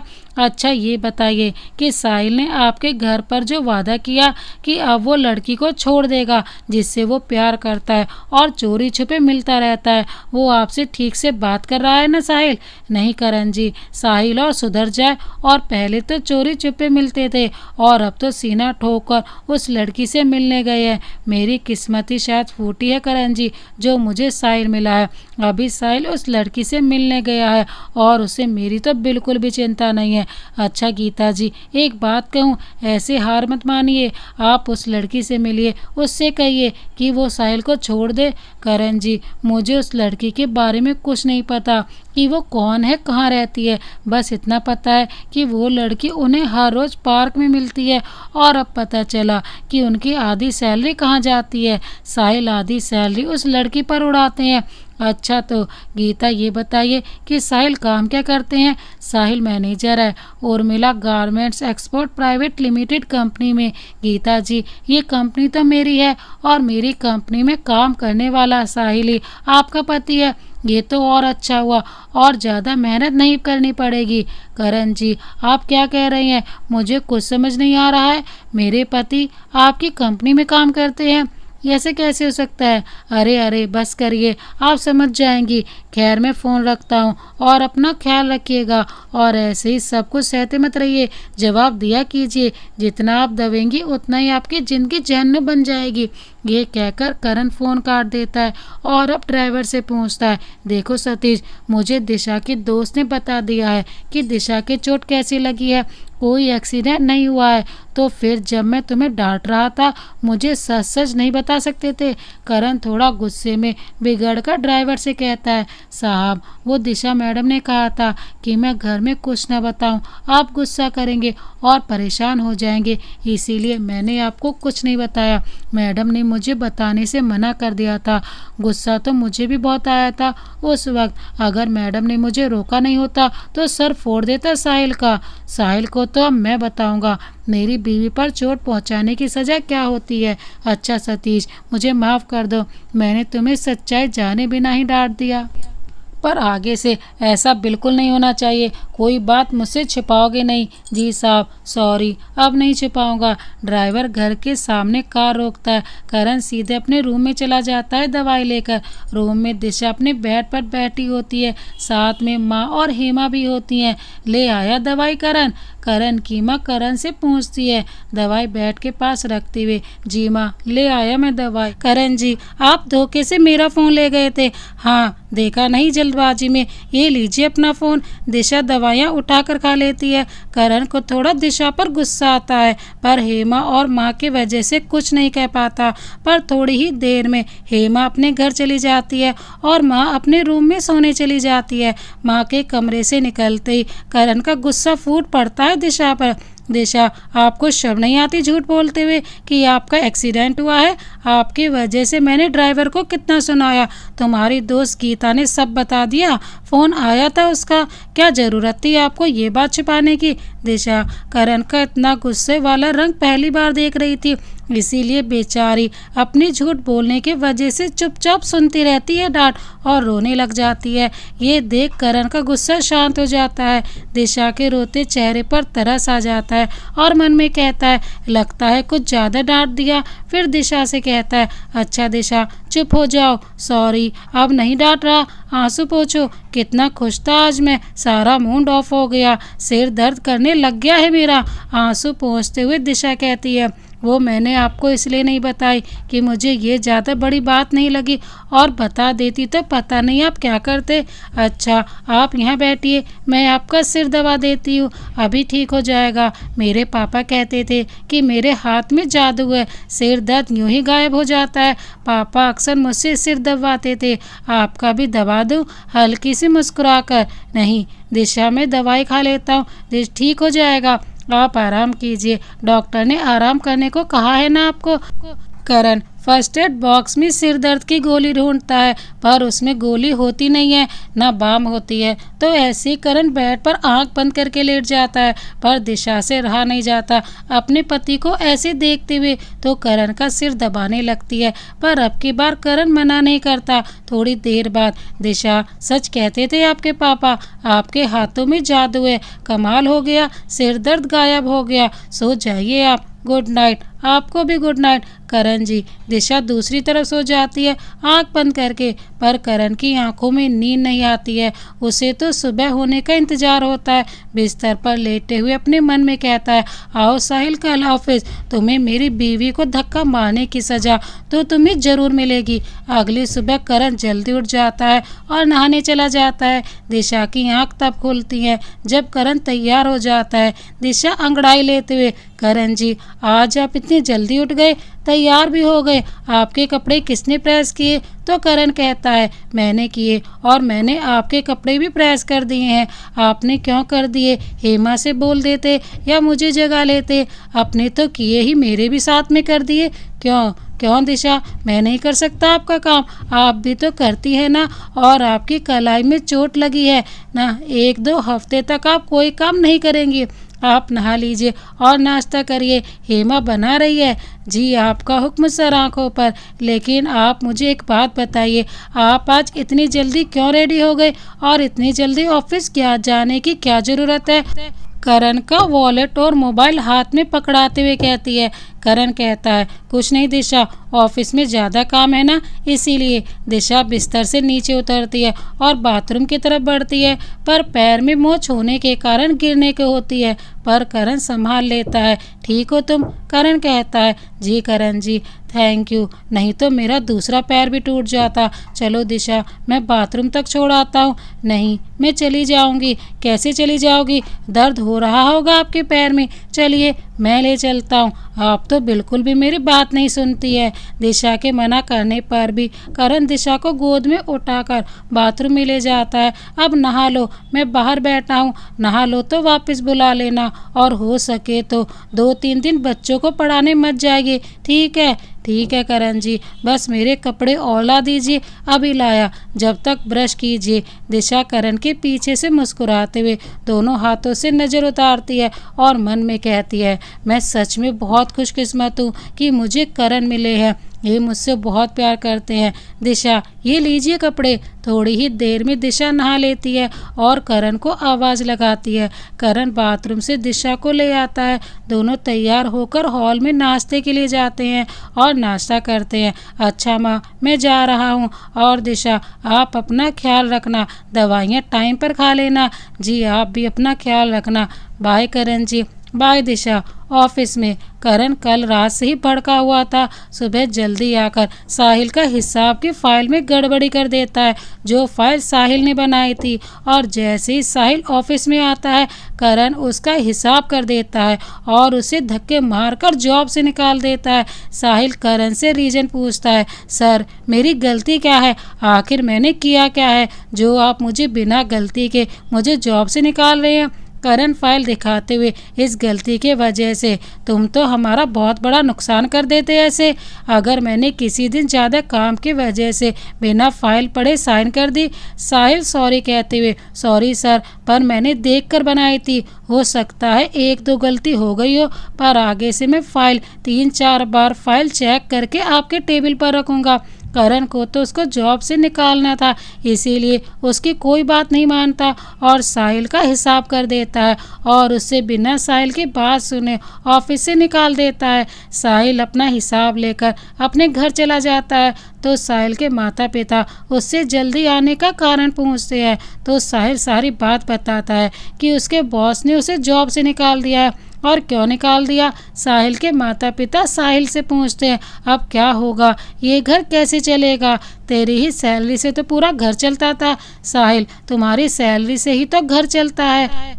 तो इस बात पर गीता ताना मारती है, ऐसा ही होता है जब घर की गृह लक्ष्मी के घर में इज्जत नहीं होती। ये कहकर किचन में चली जाती है और अपना काम करने लगती है। और साहिल ऐसा सुनकर अपना गुस्सा पी कर रह जाता है। अपने माँ बाप से साहिल कहता है, मैं दूसरी कंपनी में जॉब के लिए अप्लाई करूँगा, हज़ारों कंपनियाँ हैं। ये कहकर अपने रूम में चला जाता है। गीता साहिल को जॉब से निकालने की बात दिशा को फ़ोन पर बताती है, तो शाम को दिशा करण से पूछती है, करण जी, गीता का पति साहिल आपकी कंपनी में काम करता है।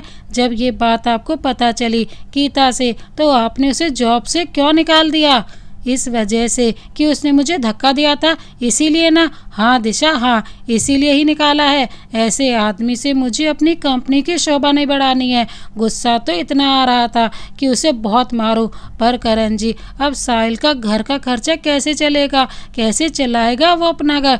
एक और बात बताइए, अगर साहिल आपके ऑफिस में काम नहीं करता होता, कहीं और करता होता, तब कैसे आप अपना गुस्सा निकालते? दिशा, तो मैं उसकी कंपनी से कहकर उसको जॉब से निकलवा देता। मार्केट में मेरा बहुत नाम है, और साहिल कैसे घर चलाएगा ये उसकी प्रॉब्लम है, मेरी नहीं है। उसने गलती की, मैंने निकाल दिया। मर्द है वो, उसको इस बात का बहुत अभिमान है ना, तो कमाएगा और घर चलाएगा। और दिशा प्लीज़ अब बहस नहीं करनी मुझे, और मुझे बहुत भूख लगी है, चलो खाना खाते हैं। दिशा और करण हॉल में खाना खाने चले जाते हैं।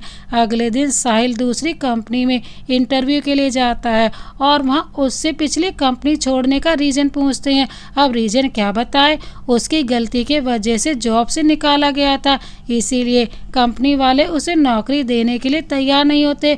जहाँ जाता वहाँ हर कंपनी में उससे रीज़न पूछा जाता है, और साहिल कभी ये कह भी देता कि मैंने अपनी मर्जी से वो कंपनी छोड़ी है, तो कंपनी का मालिक करण से फ़ोन करके पता कर लेता रीज़न, और साहिल को जॉब देने से मना कर देते।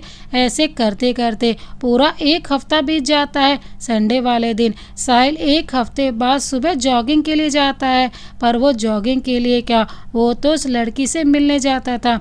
साहिल जॉगिंग के लिए पार्क के अंदर जाता है, और वहाँ क्या देखता है कि जिस लड़की से वह प्यार करता है वो किसी और लड़के के साथ उसकी बाहों में बाहें डाल कर बैठी है, और हंस हंस कर उस लड़के से बातें कर रही है। साहिल ये सब दूर से देखता है कि तभी साहिल के पीछे से आवाज़ आती है, और वो आवाज़ करण की होती है। करण भी पार्क में जॉगिंग करने आता है। करण साहिल से कहते हुए, लड़की सुंदर है ना, पर कितनी भी सुंदर क्यों ना हो, गीता से ज़्यादा सुंदर नहीं है। साहिल पलट कर देखते हुए, करण सर आप यहाँ, और आप मेरी बीवी को कैसे जानते हैं? गीता मेरी पत्नी दिशा की दोस्त है।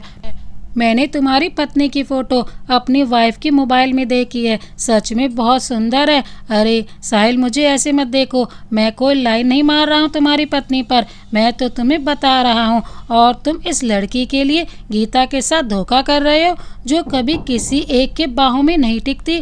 कल तक तुम्हारी बाहों में थी, और अब उस लड़के के।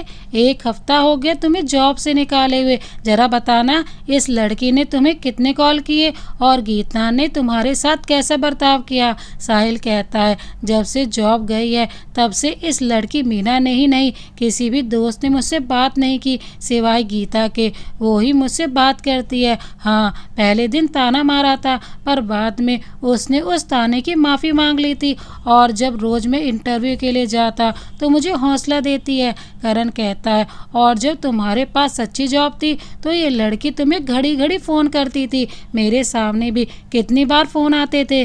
मुझे लगा कि तुम्हारी वाइफ का फ़ोन है। अगर मुझे इस बारे में पहले पता होता तो मैं तुम्हारी आंखें पहले ही खोल चुका होता। क्या मतलब सर? साहिल बोला, मतलब ये, मुझे तुम्हारे अफेयर का पता मेरी पत्नी दिशा और गीता से पता चला। तुमने इस लड़की के वजह से गीता पर हाथ उठाया, जो हाथ तुम्हारी सेवा करते हैं, तुम्हारे घर को संवारते हैं, तुम्हारे माँ बाप की सेवा करते हैं। गीता ने ऐसी कोई कमी नहीं छोड़ी रिश्ता निभाने में, और तुमने क्या किया उसके साथ, अपने जीवन साथी के साथ ऐसा सुलूक। साहिल एक बात गांठ बांध लो, जवानी में तुम्हें सहारा देने वाले बहुत मिल जाएंगे, जब तुम्हें सहारे की ज़रूरत नहीं होगी, पर बुढ़ापे में कोई नहीं साथ देता सिवाय अपनी पत्नी के। इसीलिए अपनी पत्नी की इज्जत करो, उसकी कदर करो। वो तुमसे कुछ नहीं चाहती, बस तुम्हारा साथ और तुम्हारा प्यार चाहती है। वैश्याओं जैसी औरतों में कुछ नहीं रखा है। अब साहिल को समझ आ गया कि वो कितना गलत है। साहिल करण से कहता है, थैंक यू सर, मुझे जॉब से निकालने के लिए शायद यही तरीका बेहतर था, मुझे मेरी गलतियों का एहसास कराने के लिए। मैं समझ नहीं आ रहा है कि मैं गीता से माफ़ी कैसे मांगूं, पता नहीं माफ़ करेगी भी या नहीं। और सर मुझे दिशा मैडम से भी माफ़ी मांगनी है, उन्हें मैंने गुस्से में जो धक्का मारा था, उनके चोट तो बहुत आई होगी। हाँ आई तो है, अब ठीक हो गई है। तुम्हें पता है उस वक्त मुझे बहुत गुस्सा आया था, बल्कि हूँ भी नाराज़ तुमसे। बस मैं गीता की वजह से तुम्हें माफ़ कर रहा हूँ कि तुम गीता के पति हो, और अगर गीता खुश होगी तो दिशा भी खुश होगी। दिशा के चेहरे पर खुशी देखने के लिए मैं कुछ भी कर सकता हूँ, और इसीलिए कल से जॉब पर वापस आ जाओ, और अभी फ़िलहाल मैं घर जाओ, गीता से माफ़ी मांग लो। मुस्कुराते हुए साहिल कहता है, यस सर, अभी जाता हूँ, and thank you so much sir. Sahil घर जाकर गीता से अपने हर बुरे बर्ताव के लिए माफ़ी मांगता है। गीता और चाहती ही क्या थी अपने पति साहिल से, वो तो बस इतना ही चाहती थी कि साहिल जैसा कॉलेज में था वैसा ही दोबारा बन जाए, और वो बन भी गया। आज तो मेरा सबसे अच्छा दिन है साहिल, मैंने तुम्हें माफ़ कर दिया। खुश होकर साहिल के गले लग जाती है गीता। करण सर ने मुझे वापस काम पर भी बुलाया है। अरे वाह, ये तो बहुत अच्छा हुआ, अब तुम्हें जॉब के लिए भटकना नहीं पड़ेगा। साहिल तुम नहा लो, मैं खुशी से कुछ मीठा बना लेती हूँ। Sahil okay darling, I love you Geeta, love you too. Geeta kitchen में जाकर फ़ोन करके दिशा को साहिल के सुधरने की बात बताती है, और वो सब कुछ बता देती है कि साहिल को करण सर ने फिर से जॉब पर बुला लिया है, जिसे सुनकर दिशा खुश हो जाती है। गीता फ़ोन पर, सच में दिशा, आज मैं बहुत खुश हूँ, और ये खुशी मुझे सिर्फ करण जी की वजह से मिली है।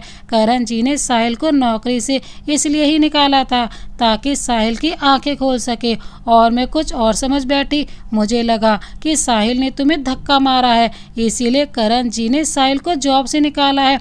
अच्छा, अगर करण जी घर पर हो तो मेरी बात करा दो, मुझे उन्हें थैंक यू कहना है। गीता, करण जी तो ऑफिस चले गए, वैसे इसकी ज़रूरत नहीं है, पर तेरी तरफ से थैंक यू मैं कह दूंगी। अच्छा फ़ोन रख, और अब साहिल को अपने पल्ले से बांध कर रखियो। हंसते हुए फ़ोन रख देती है। दिशा फ़ोन काट के खुशी से करण की तस्वीर उठाकर किस करती है, और सीने से लगाकर अपने आप में खुशी से अकेले में अपने रूम में घूमने लगती है। इत्तेफाक से करण उसी वक्त अपने रूम में आ जाता है, और दिशा को ऐसे झूमते देख खुश हो जाता है। इतना खुश देखकर करण वही दरवाजे पर रुककर देखने लग जाता है, और दिशा ऐसे दीवानी की तरह घूमती है, उसे पता ही नहीं चलता कि करण उसे देख रहा है। दिशा घूमते घूमते जब करण से टकराती है तब शर्म से आंखें नीचे कर लेती है। बाल घूमने की वजह से आंखों पर आ जाते हैं। करण मुस्कुराकर दिशा के बालों को कान के पीछे करता है और तस्वीर हाथ से ले लेता है। तस्वीर को सीधा करके देखता है तो और खुश हो जाता है। दिशा शर्म के मारे गर्दन ही नहीं उठाती, पर थोड़ी हिम्मत करके पूछती है, करण जी आप इतनी जल्दी आ गए, मैं आपके लिए पानी ले आती हूँ। करण हाथ पकड़ के रोकते हुए, रहने दीजिए, पानी पानी तो यहीं रखा है। आप ये बताइए, ये जो आपने मेरी तस्वीर पर पेंटिंग बनाई है, क्या यही पेंटिंग मेरे गालों पर बना सकती हैं? आज अब बहुत खुश है और कहते हैं कि खुशी में इंसान जो काम वो करता है वो काम और अच्छे से हो जाता है। दिशा को अपनी ओर खींच लेता है, अपने फेस के एकदम सामने। दिशा की धड़कनें बढ़ने लगती हैं, सांस गले में अटक जाती है। करण दिशा की ऐसी हालत देखकर कहता है, लगता है शुरुआत मुझे ही करनी होगी, मैं ही अपनी बीवी के चेहरे पर पेंटिंग बना देता हूँ। करण किस करने के लिए दिशा के गालों के पास अपने होंठ लाता ही है कि बाहर से माँ आवाज़ लगाती है। दोनों रोमांटिक माहौल से बाहर आते हैं। करण कहता है, माँ भी ना, यही समय मिला था बुलाने का। दिशा मुस्कुराते हुए, चलिए बाहर देखते हैं माँ क्यों बुला रही है। करण दिशा दोनों बाहर हॉल में जाते हैं। करण और दिशा हॉल में आते हैं। क्या हुआ माँ, किस लिए बुलाया है? करण ने पूछा। माँ कहती है, करण बेटा वो तुम और दिशा तैयार हो जाओ।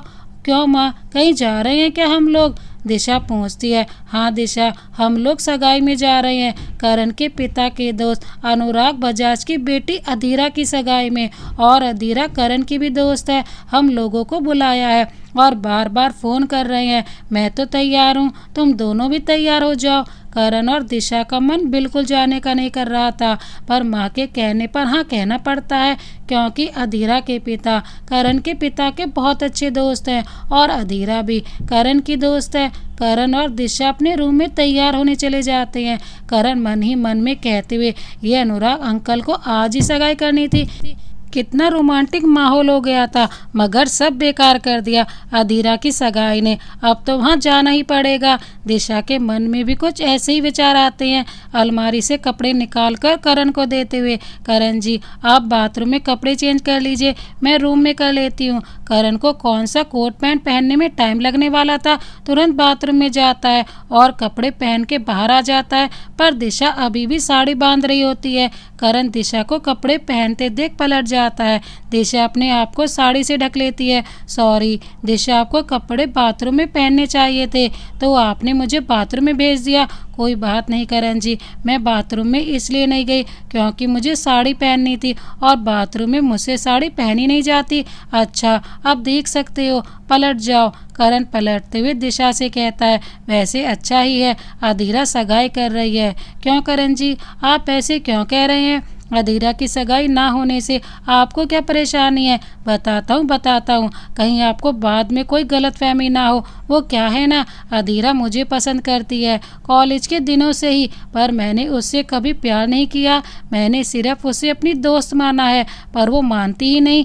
एक बार नहीं 4-5 बार मुझे प्रपोज कर चुकी है, पर दिल में प्यार नहीं है मेरे, तो कैसे हाँ कर दूँ? और थैंक गॉड फाइनली अब वो सगाई कर रही है, शादी कर रही है। दिशा बात सुनकर कहती है, और करण जी आपने कभी प्यार नहीं किया? कॉलेज में आपकी तो कोई गर्लफ्रेंड रही होगी।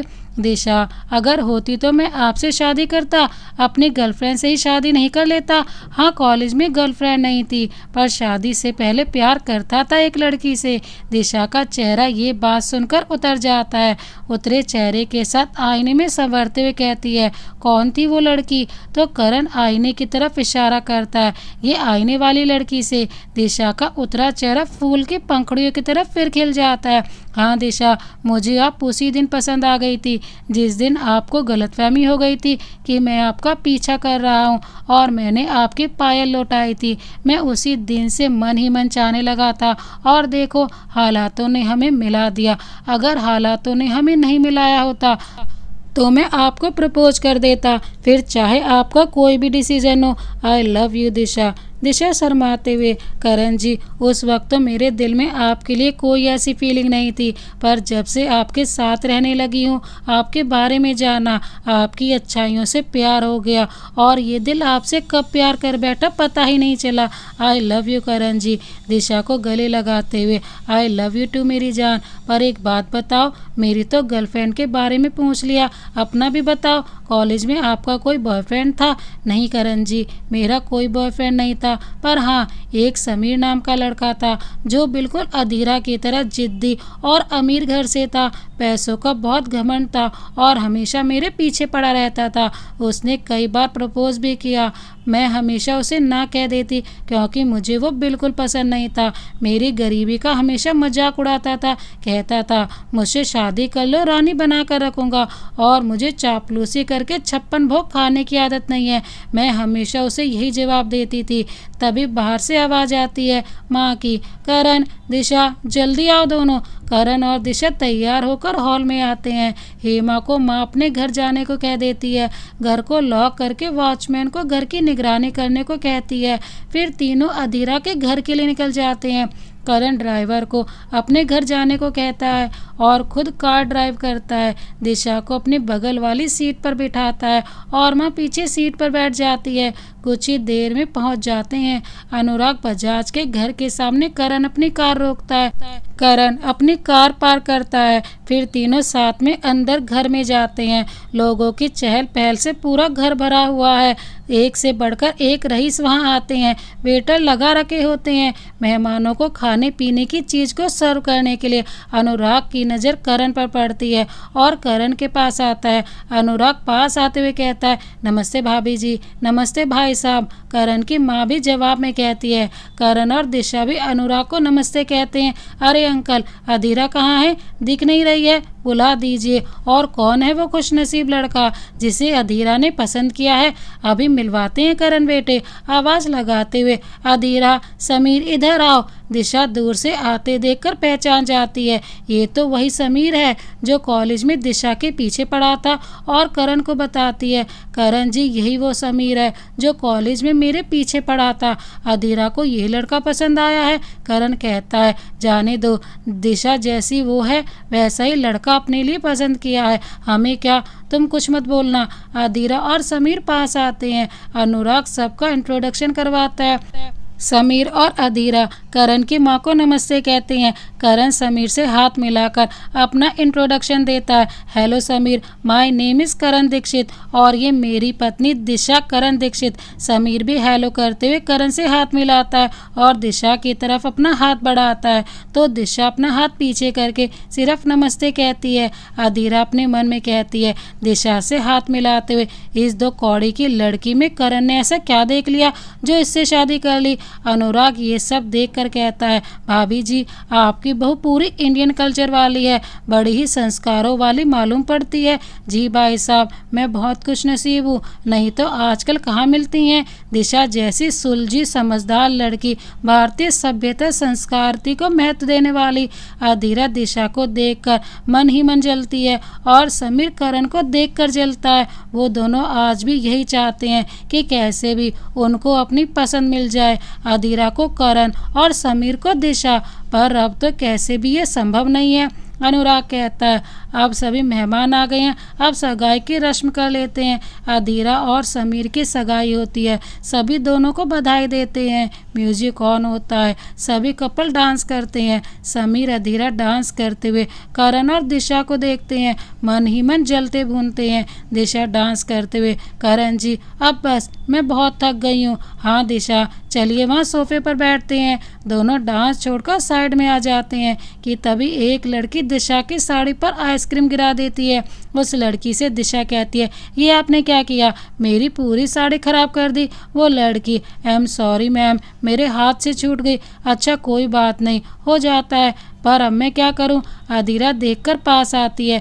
दिशा आप जाकर गेस्ट रूम में बाथरूम में साड़ी साफ कर लो, नहीं तो दाग लग जाएगा, मैं ले चलती हूँ। अधीरा बाथरूम दिखाते हुए, दिशा ये गेस्ट रूम है, अंदर चली जाओ बाथरूम में, मैं नीचे जाऊँ, आप आ जाना। अधीरा जी आप जाइए, मैं आ जाऊँगी, ये कहकर अंदर चली जाती है और अधीरा नीचे पार्टी में चली जाती है। दिशा जैसे बाथरूम का दरवाज़ा खोलती है तो देखती है कि समीर बाथरूम में पहले से ही मौजूद है। उसे देखकर दिशा घबरा जाती है और वापस जाने को होती है, पर समीर उसका हाथ पकड़ लेता है। दिशा कहती है, समीर मेरा हाथ छोड़ो, नहीं तो मैं शोर मचा दूंगी। समीर कहता है, हाँ तो मचाओ, मैं तो यही चाहता हूँ कि लोगों को पता चले कि तुम मेरे साथ यहाँ हो, अकेले में, तुम्हारी बदनामी हो, करण की नज़र में तुम गिर जाओ। ये बात सुनकर दिशा चिल्लाती नहीं है, बस समीर से अपना हाथ छुड़ाने का प्रयास करती है और रिक्वेस्ट करती है, पर समीर नहीं छोड़ता। नीचे पार्टी में करण दिशा का इंतजार करता है। जब दिशा नहीं आती तो अधीरा से करण बाथरूम का रास्ता पूछता है। अधीरा करण को बाथरूम की ओर ले जाती है। अधीरा मन ही मन खुश होती है कि जो उसने समीर के साथ प्लान बनाया था वो सही काम कर रहा था। समीर और अधीरा बस दिखावे के लिए सगाई कर रहे होते हैं। उनका मकसद तो यही था कि दिशा करण की नज़र में गिर जाए और करण उसे तलाक दे दे, ताकि समीर दिशा से शादी कर सके और वो करण को दिशा से अलग कर सके। करण और अधीरा गेस्ट रूम की ओर बढ़ ही रहे होते हैं, तभी समीर जानबूझकर गेस्ट रूम में रखा जग जोर से गिराता है, जिसकी आवाज़ से पार्टी में सन्नाटा हो जाता है। अब उस आवाज़ की तरफ बढ़ते हैं, गेस्ट रूम के बाहर आकर खड़े हो जाते हैं। अधीरा दरवाज़ा खोलती है। करण के साथ साथ सभी दिशा को समीर के पास देखते हैं। समीर ने दिशा को दोनों हाथों से पकड़ा होता है और दरवाज़ा खुलते ही छोड़ देता है। करण ये दृश्य देखकर गुस्से से लाल पीला हो जाता है और करण को गुस्से में देख अधीरा और समीर उससे गुस्से को और बढ़ाते हैं, अपने प्लान के मुताबिक कहानी गढ़ने लगते हैं। अधीरा कहती है चिल्लाकर, समीर क्या कर रहे हो। समीर कहता है, मैं नहीं कर रहा, ये कर रही है, मैं तो यहाँ से गुजर रहा था, मुझे आते देखा तो उन्होंने मुझे पकड़कर रूम में खींच लिया और मुझसे गंदी गंदी बातें करने लगी, कहते हुए शर्म आ रही है। वो तो मैंने जग जोर से पटका ताकि आप सब लोग मुझे इस औरत से बचा ले। मैं चाहता तो हाथ उठा सकता था, पर मैं औरतों पर हाथ नहीं उठाता। दिशा रोते हुए कहती है, नहीं करण जी, ये झूठ कह रहा है, मैंने इसे नहीं, इसने मुझे पकड़ लिया था और छोड़ नहीं रहा था। करण जी, ये मुझे बदनाम करना चाहता है, मुझ पर विश्वास कीजिए। माँ जी, आप तो मुझ पर विश्वास कीजिए। रोते रोते कहती है, समर झूठ बोल रहा है, सारे पार्टी के लोग तमाशा देखते हैं और दिशा को ही गलत समझते हैं। यही तो सदियों से होता आया है, इतिहास गवाह है, औरतों की कोई नहीं सुनता। माता सीता की भी नहीं सुनी थी, फिर दिशा तो इंसान है। पार्टी में से एक आदमी कहता है, दिशा, उर्मिला जी कैसे तुम पर भरोसा कर ले। एक बात बताओ, अगर समीर ने तुम्हें पकड़ा था तो तुम शोर भी तो मचा सकती थी, पर तुमने तो शोर नहीं मचाया, यानी कि तुम ही समीर को फंसा रही थी और अब सती सावित्री बनने का नाटक कर रही हो। करण चुपचाप सबकी बात सुनता है, गुस्से से हाथ का मुक्का बना लेता है और समीर के भर कर मारता है पास जाकर। अधीरा कहती है, करण, तुम इस दिशा की खूबसूरती में इतने पागल हो गए हो कि तुम्हें सही गलत का फर्क करना भूल गए। अगर समीर ने दिशा को पकड़ा होता ना, दिशा शोर मचाती, यानी ये समीर सही कह रहा है। अपनी बेशरम बीवी को छोड़कर तुमने मेरे शरीफ समीर पर हाथ उठाया। करण कहता है, शरीफ, और ये मेरी बीवी की बात का किसी ने यकीन नहीं किया और इस समीर की बात का सब यकीन कर रहे हैं। मेरी बीवी एकदम सही कह रही है, मुझे विश्वास है उस पर, वो समीर की तरह गिरी हुई नहीं है। अच्छा हुआ दिशा ने मुझे समीर के बारे में पहले ही बता दिया था। अरे ये तो दिशा के पीछे हाथ धोकर कॉलेज में पढ़ा था, सारा कॉलेज जानता है, पर दिशा ने कभी से भाव नहीं दिया और मुझसे शादी कर ली तो दिशा को बदनाम करना चाहता है। दिशा मेरे साथ है, इसे ये बात बर्दाश्त नहीं हो रही।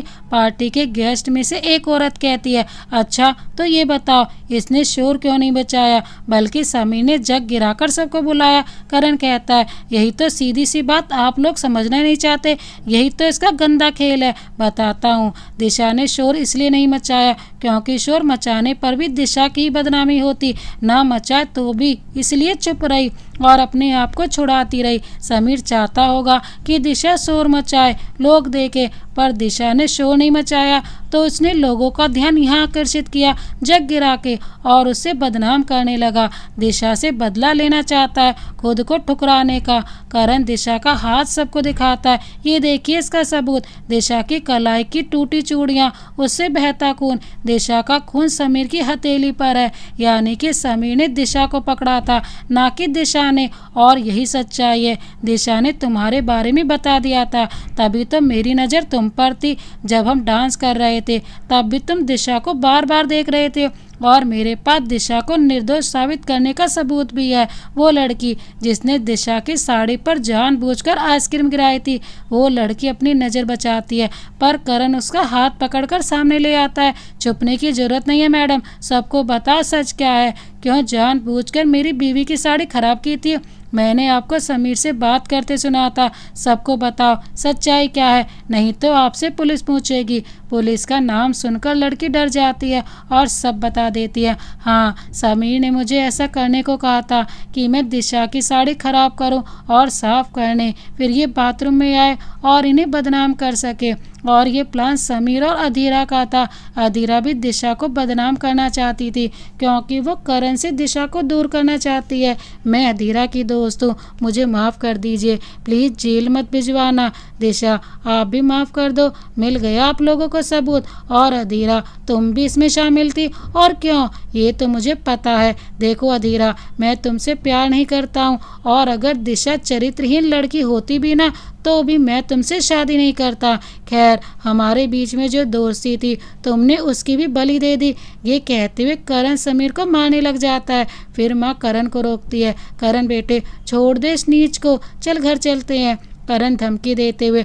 आज तो छोड़ रहा हूँ तुम दोनों को, मगर आज के बाद हमारे पति पत्नी के बीच दरार लाने की कोशिश की तो अच्छा नहीं होगा। और तू समीर सुधर जा, दिशा के आसपास भी भटका मत जाइयो। दिशा अब भी रोई जा रही थी। माँ दिशा को चुप कराती है। करण दिशा को अपने गले लगाकर चुप कराता है। माँ दिशा के माथे पर किस करते हुए आंसू पोंछती है।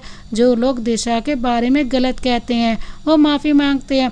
दिशा से अनुराग भी अपनी बेटी के किए की माफ़ी मांगता है। अनुराग, दिशा अपनी बेटी की तरफ से मैं तुमसे माफ़ी मांगता हूँ, माफ़ कर दो, हाथ जोड़ते हुए। नहीं अंकल, आपकी कोई गलती नहीं है, तो आप क्यों माफ़ी मांग रहे हैं? दिशा अनुराग से कहती है। करण की माँ, चलो बेटा यहाँ से। जी माँ, पर जाने से पहले मैं इन सब से कुछ कहना चाहता हूँ। मेरा आप लोगों से इतना कहना है कि इतना भी नारी पर शक मत करो, नहीं तो एक दिन हर नारी सीता माता की तरह धरती में समा जाएगी। और अनुराग अंकल, हमें माफ़ कर दो, पर आज के बाद हम आपके किसी भी सुख या दुख में शामिल नहीं होंगे।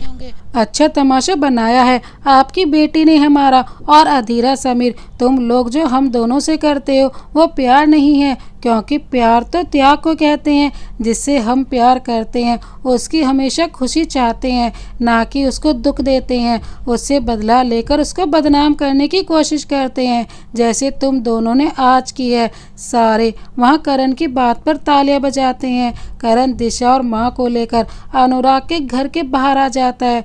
पार्किंग से कार निकाल लाता है। करण, दिशा और माँ तीनों बजाज हाउस के बाहर आते हैं और कार में बैठकर अपने घर के लिए निकल जाते हैं। दिशा पर करण इतना भरोसा करता है, ये सोचते हुए दिशा खुशी के आंसू भरकर हल्की सी मुस्कुराकर करण को देखती है, तो करण उसका मूड ठीक करने के लिए कहता है। धीरे से दिशा से कहता है, ऐसे मुझे मत देखो, माँ बैठी है पीछे, रोमांटिक होना है घर पर अपने रूम में होना। दिशा एकदम से हंस देती है, जिसे देखकर करण भी मुस्कुरा देता है। थोड़ी देर में घर आ जाता है। घर का लॉक खोलकर अंदर चले जाते हैं। अच्छा करण, दिशा, तुम दोनों जाकर सो जाओ, गुड नाइट। आज जो हुआ उसे भूल जाओ, आने वाले कल के बारे में सोचो, ठीक है? करण दिशा की कलाई पर पट्टी बांध देना, ठीक है? ओके माँ जी, गुड नाइट। करण और दिशा अपने रूम में चले जाते हैं। करण दिशा की कलाई पर पट्टी बांधकर फर्स्ट एड बॉक्स अपनी जगह रखकर कपड़े बदलने वॉशरूम में जाता है कि दिशा रोते हुए करण को पीछे से बाहों में भर लेती है। करण पलटकर दिशा को चुप कराता है। दिशा, क्या कर रही हैं? प्लीज़ भूल जाओ आप रोती हो तो बिल्कुल अच्छा नहीं लगता, रोना बंद करो। मैं रो नहीं रही हूँ, ये तो खुशी के आंसू हैं। मैं दुनिया की सबसे खुशकिस्मत औरत हूँ जो मुझे आप मिले हो। बस कहीं ना कहीं डर लग रहा है कि समीर और अधीरा फिर ऐसा कोई गंदा खेल ना खेल दे हमारे साथ, हम दोनों के बीच दीवार ना पैदा करने की कोशिश करे। दिशा के गालों पर हाथ रखते हुए, दिशा, मुझे नहीं लगता कि अब वो लोग ऐसा करने की दोबारा सोचेंगे भी, और अगर ऐसा सोचा भी तो क्या हमारा प्यार विश्वास की नींव पर टिका हुआ है जिसे कोई नहीं तोड़ सकता। माथे पर दिशा के किस करते हुए, ओके खुश होकर, जी Karan ji, I love you Karan, I love you too. एक कपल डांस हो जाए। करण दिशा के सामने अपना हाथ आगे करता है डांस के लिए। तभी दिशा की नज़र करण के हाथ पर पड़ती है और पूछती है, करण जी, आपके हाथ की घड़ी कहाँ है? अभी मेरे सामने तो घड़ी उतारी नहीं। करण हाथ देखते हुए, लगता है वहीं अनुराग अंकल के घर गिर गई है, कल जा करके ले आऊँगा। अभी फ़िलहाल में डांस कीजिए। दोनों साथ में कपल डांस करते हैं। डांस करते हुए एक दूसरे की आंखों में खो जाते हैं। आंखों में खोते हुए एक दूसरे की बाहों में सो जाते हैं। सुबह दिशा की आंख खुलती है, नहा धोकर पूजा करती है, फिर किचन में नाश्ता बनाने पहुंच जाती है। हेमा पास में आती है दिशा के, मैम साहब लाइए चाय दे आऊं साहब को। नहीं हेमा, तुम और काम कर लो, मैं जा रही हूँ, करण जी के कपड़े भी प्रेस करने हैं। ये कहकर दिशा करण के लिए चाय ले आती है। करण अभी भी सो रहा होता है। करण जी उठ जाइए, सुबह हो गई है। इतना कहते करण दिशा को हाथ पकड़कर अपनी ओर खींच लेता है, दिशा छुड़ाते हुए। करण जी क्या कर रहे हैं? रात का नशा उतरा नहीं है क्या? मुस्कुराते हुए। दिशा, नशा तो शराब का उतरता है, प्यार का नहीं। प्यार का नशा तो और बढ़ता जाता है। करण जी, दरवाजा खुला हुआ है, कोई कमरे में आ जाएगा, मैं लगा कर आती हूँ। दिशा जाकर रूम का दरवाजा बंद कर वापस करण के पास आती है। अभी बेड पर बैठी ही होती है कि दरवाजे पर खटखट होने लगती है। करण आंखें बंद करके मजाक में गुस्सा होते हुए, अब कौन प्यार का नया दुश्मन आ गया? दिशा कहती है, करण जी आप क्या कह रहे हैं? क्या मालूम माँ हो ऐसे बोलेंगे, मैं देख कर आती हूँ। बाहर रूम हेमा आवाज़ लगाती है, बताती है, मैम साहब आप दोनों बाहर आ जाइए, घर में पुलिस आई है। करण और दिशा पुलिस का नाम सुनकर घबरा जाते हैं। दोनों बाहर आते हैं। एक तरफ माँ, दूसरी तरफ सभी नौकर लाइन में खड़े होते हैं। करण को आता देख माँ कहती है, ये लीजिए आ गया मेरा बेटा करण, अब तो बताइए क्या हुआ? Police, mister Karan Dikshit you are under arrest. ये सुनकर सभी के पैरों से जमीन खिसक जाती है। दिशा पूछती है, करण को गिरफ्तार करने की बात सुनकर दिशा और माँ को धक्का लगता है। करण वजह पूछता है, इंस्पेक्टर मेरा जुर्म क्या है जो आप मुझे गिरफ्तार करने आए हैं? इंस्पेक्टर कहते हैं, आपको समीर माथुर के खून में गिरफ्तार किया जाता है। सारे ये खबर सुनकर हक्के बक्के रह जाते हैं। करण पूछता है, क्या समीर मर गया? कैसे? मैंने तो उसे इतना पीटा भी नहीं था जो वो मर जाए। इंस्पेक्टर, हमें समीर के घर वालों से सब पता चला। कल समीर और अधीरा की सगाई फंक्शन में क्या हुआ था, वहाँ समीर को और मार पीट कर आपका गुस्सा ठंडा नहीं हुआ तो आपने उसे दोबारा मारा, समीर के दूसरे बंगले पर जाकर, और इतना मारा कि वो मर ही गया। हमें समीर की डेड बॉडी मिली है उनके दूसरे बंगले पर, और हमें आपकी ये ब्रांडेड घड़ी लाश के पास के कमरे में मिली है। इस घड़ी की कंपनी से हमें पता चला कि आपकी खरीदी हुई घड़ी है। करण कहता है, इंस्पेक्टर ये घड़ी मेरी कल समीर को पीटते वक्त वहीं गिर गई थी, और जब मैं घर आया तब पता चला कि मेरे हाथ में घड़ी नहीं है। ये लाश के पास कैसे गई मुझे नहीं पता। मैंने समीर का खून नहीं किया है। दिशा, हाँ इंस्पेक्टर साहब, और मेरे पति कल रात घर आने के बाद कहीं नहीं गए, तो ये समीर के घर जाकर उसका खून कैसे कर सकते हैं? ये तो समीर का घर भी नहीं जानते। देखिए आप खूनी का पता लगाइए, मेरे पति ने खून नहीं किया। इंस्पेक्टर, वही कर रहे हैं, पकड़े जाने पर हर मुजरिम कहानी बनाते हैं। झूठ बोल रहे हो तुम लोग। ये घड़ी पार्टी में नहीं, समीर के बंगले में ही करण के हाथ से गिरी, और पकड़े जा रहे हो तो कहानी बना रहे हो। आई एम सॉरी, हमें आपकी कहानी पर विश्वास नहीं है। चलिए मिस्टर करण, हमारे साथ पुलिस स्टेशन। इंस्पेक्टर साहब, जरूर कोई मेरे बेटे को फंसा रहा है, मेरा बेटा खून नहीं कर सकता। करण की माँ कहती है, इंस्पेक्टर किसी की बात पर यकीन नहीं करता। घड़ी को सबूत मानकर करण को अपने साथ जीप में बैठा कर ले जाते हैं। दिशा रोते हुए, ये सब मेरी वजह से हो रहा है, पता नहीं कौन सी अशुभ घड़ी थी जब मैं समीर से टकराई थी कॉलेज में, मरने के बाद भी पीछा नहीं छोड़ रहा। माँ दिशा को चुप कराते हुए, नहीं दिशा, तुम्हें अपने ऊपर कुछ लेने की जरूरत नहीं है। कल करण ने जो किया वो एक पति होने के नाते किया। तुम्हारे मान सम्मान की रक्षा करना उसका धर्म था, पर बुरा तो ये हुआ समीर के दुश्मन को मौका मिल गया उसे रास्ते से हटाने का। समीर के दुश्मन ने समीर को मारा और इल्जाम करण पर लगा दिया। उसी के हाथ करण की घड़ी लग गई होगी, उसी ने घड़ी करण को फंसाने के लिए समीर की लाश पर फेंकी होगी। माँ की बात सुनकर दिशा अपने आंसू पोंछ के आत्मविश्वास के साथ खड़ी हो जाती है। हाँ माँ, और मैं उस इंसान का पता लगाकर करण जी को निर्दोष साबित करूंगी। समीर का दुश्मन भी पार्टी में कल मौजूद था, उसी के हाथ में करण जी की घड़ी लगी होगी। हमें पता करना होगा कि करण जी की घड़ी किसके हाथ लगी थी। इसके लिए मुझे अनुराग अंकल के घर जाना होगा, उन्हें जरूर पता होगी गेस्ट रूम में करण जी की घड़ी किसने उठाई। ठीक है का दिशा, मैं भी चलूंगी। चलने के लिए उठती है। माँ उठती चक्कर खाकर बेहोश हो जाती हैं। दिशा ताजे पानी की माँ पर छींटे मारती है, तब होश आता है। माँ अनुराग अंकल के घर, मैं अकेले जा रही हूँ, आप यहीं आराम कीजिए। सभी नौकरों से कहती है, आप लोग सभी माँ के आसपास रहना, उनका ख्याल रखना। यहाँ तक कि ड्राइवर को भी घर में रहने को कहती है, कहीं अचानक तबीयत खराब हो जाए तो ड्राइवर अस्पताल ले जाएगा। ये कहकर दिशा दूसरी कार खुद चलाकर अधीरा के घर पहुँच जाती है। इत्तेफाक से घर का दरवाज़ा खुला रहता है। दिशा अंदर जाती है, वहाँ कोई नहीं होता। ऊपर बस एक रूम खुला होता होता है। दिशा, लगता है अनुराग अंकल ऑफिस जा चुके हैं, घर में कोई नौकर भी नहीं दिखाई दे रहा। ऊपर रूम का दरवाज़ा खुला हुआ वहाँ देख कर आती है। दिशा रूम की तरफ बढ़ती है। जैसे जैसे रूम की तरफ बढ़ती है उसको रूम में हो रही बात सुनाई देने लगती है जो अधीरा की होती हैं। दिशा रूम के बाहर पहुँच जाती है। दरवाज़ा खुला होने की वजह से दिशा बाहर ही रहकर उसकी बात सुनती है। चुपके से देखती है कि अधीरा किन्हीं दो आदमियों को नोटों की गड्डी दे रही होती है। दिशा को दाल में कुछ काला नजर आता है, इसीलिए दिशा तुरंत अपने मोबाइल में वीडियो बनाती है अधीरा की हर हरकत की। अधीरा कहती है उन दो आदमियों से, ये पकड़ो पैसे और भूल जाओ मुझे कि तुम लोग कभी मुझसे मिले थे और मैं तुम दोनों से कभी मिली थी। समीर की मौत का राज कभी नहीं खुलना चाहिए कि समीर का खून मैंने तुम दोनों से करवाया है। दिशा तो ये घड़ी किसके हाथ लगी ये पता करने आई थी। उसे तो पूरा करण को बेगुनाह साबित करने का मौका मिल जाता है। दिशा बिना समय गवाए पुलिस को फ़ोन करके अधीरा के घर बुलाती है। साथ में सबूत के तौर पर बनाई हुई वीडियो भी सेंड कर देती है जिससे करण की बेगुनाही साबित हो जाती है।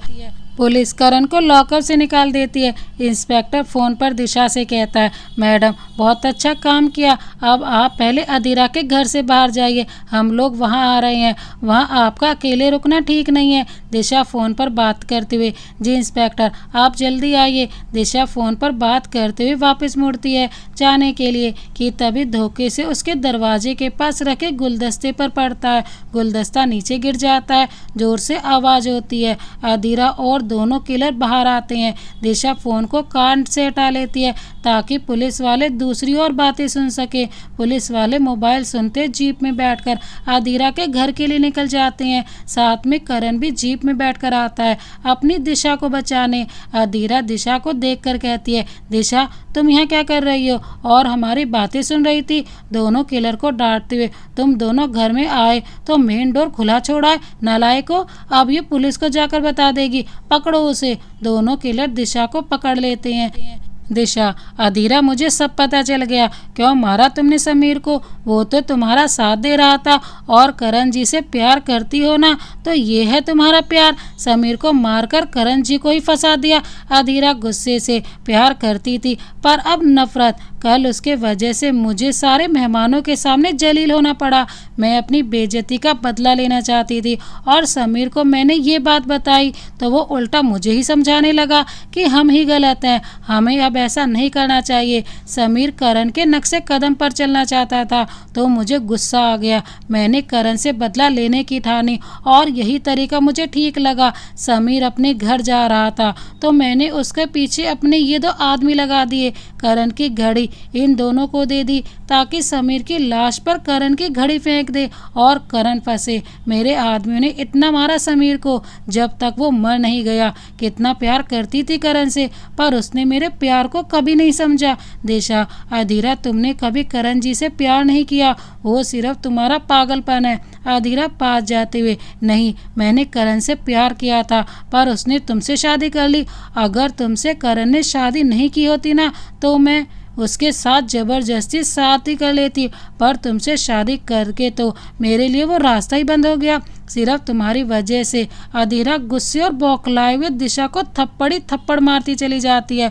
दिशा कुछ नहीं कर पाती क्योंकि वो अकेली होती है। जब तक पुलिस और करण आ जाते हैं सीधे अधीरा के घर में घुस जाते हैं। अधीरा अब भी दिशा को मार रही होती है। दिशा पीटते हुए सीढ़ियों पर आ जाती है, वहाँ उसका पैर फिसलता है। करण गिरते देख दौड़ता हुआ बचाने जाता है और दिशा को गिरने से बचा लेता है। दिशा को सीढ़ियों पर खड़ा करके अधीरा में जोर से थप्पड़ मारता है। करण, मुझे शर्म आती है कि तुम कभी मेरी अच्छी दोस्त हुआ करती थी। समीर सुधर गया था पर तुम नहीं सुधरी। इंस्पेक्टर गिरफ्तार कर लो, तुम्हारे बारे में हमें सब पता चल गया। दिशा ने फ़ोन पर तुम्हारी वीडियो पुलिस को भेज दी थी। दोनों खूनी और अधीरा को गिरफ्तार कर लिया जाता है। इंस्पेक्टर दिशा से कहता है, थैंक यू मैडम खूनी को पकड़वाने के लिए। मिस्टर करण, अब आप अपने घर जा सकते हैं। करण, थैंक यू इंस्पेक्टर, चलो दिशा घर। ठीक हो तुम? हाँ करण जी, अब बिल्कुल ठीक हूँ। अब आप आ गए हैं तो और घर चलिए,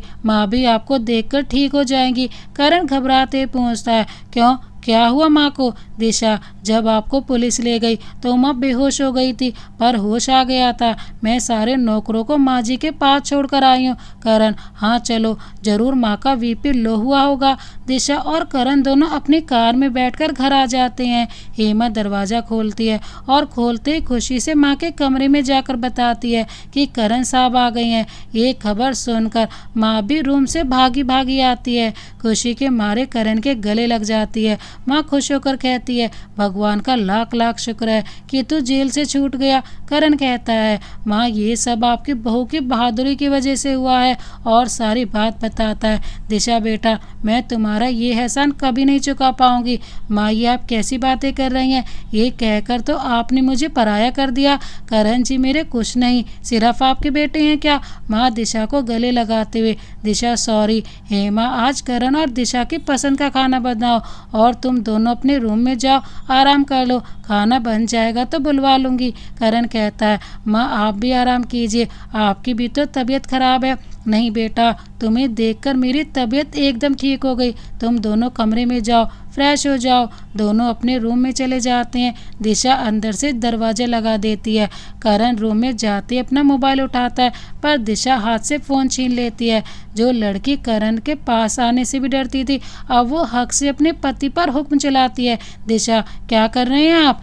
करण, ऑफिस में कॉल करके हाल खबर ले रहा हूँ। दिशा, कोई ज़रूरत नहीं है, सब ठीक हो रहा होगा, कल जाना सीधे ऑफिस, अभी बस आराम कीजिए। करण दिशा के हाथ से फ़ोन लेते हुए, दिशा बस एक कॉल करूँगा। दिशा, मतलब आपके लिए फ़ोन इम्पोर्टेंट है?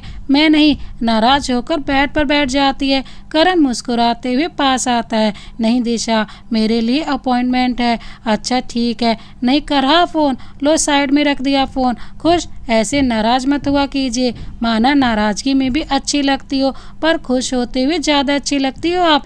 Smile please. दिशा खुश होकर करण के गले लग जाती है।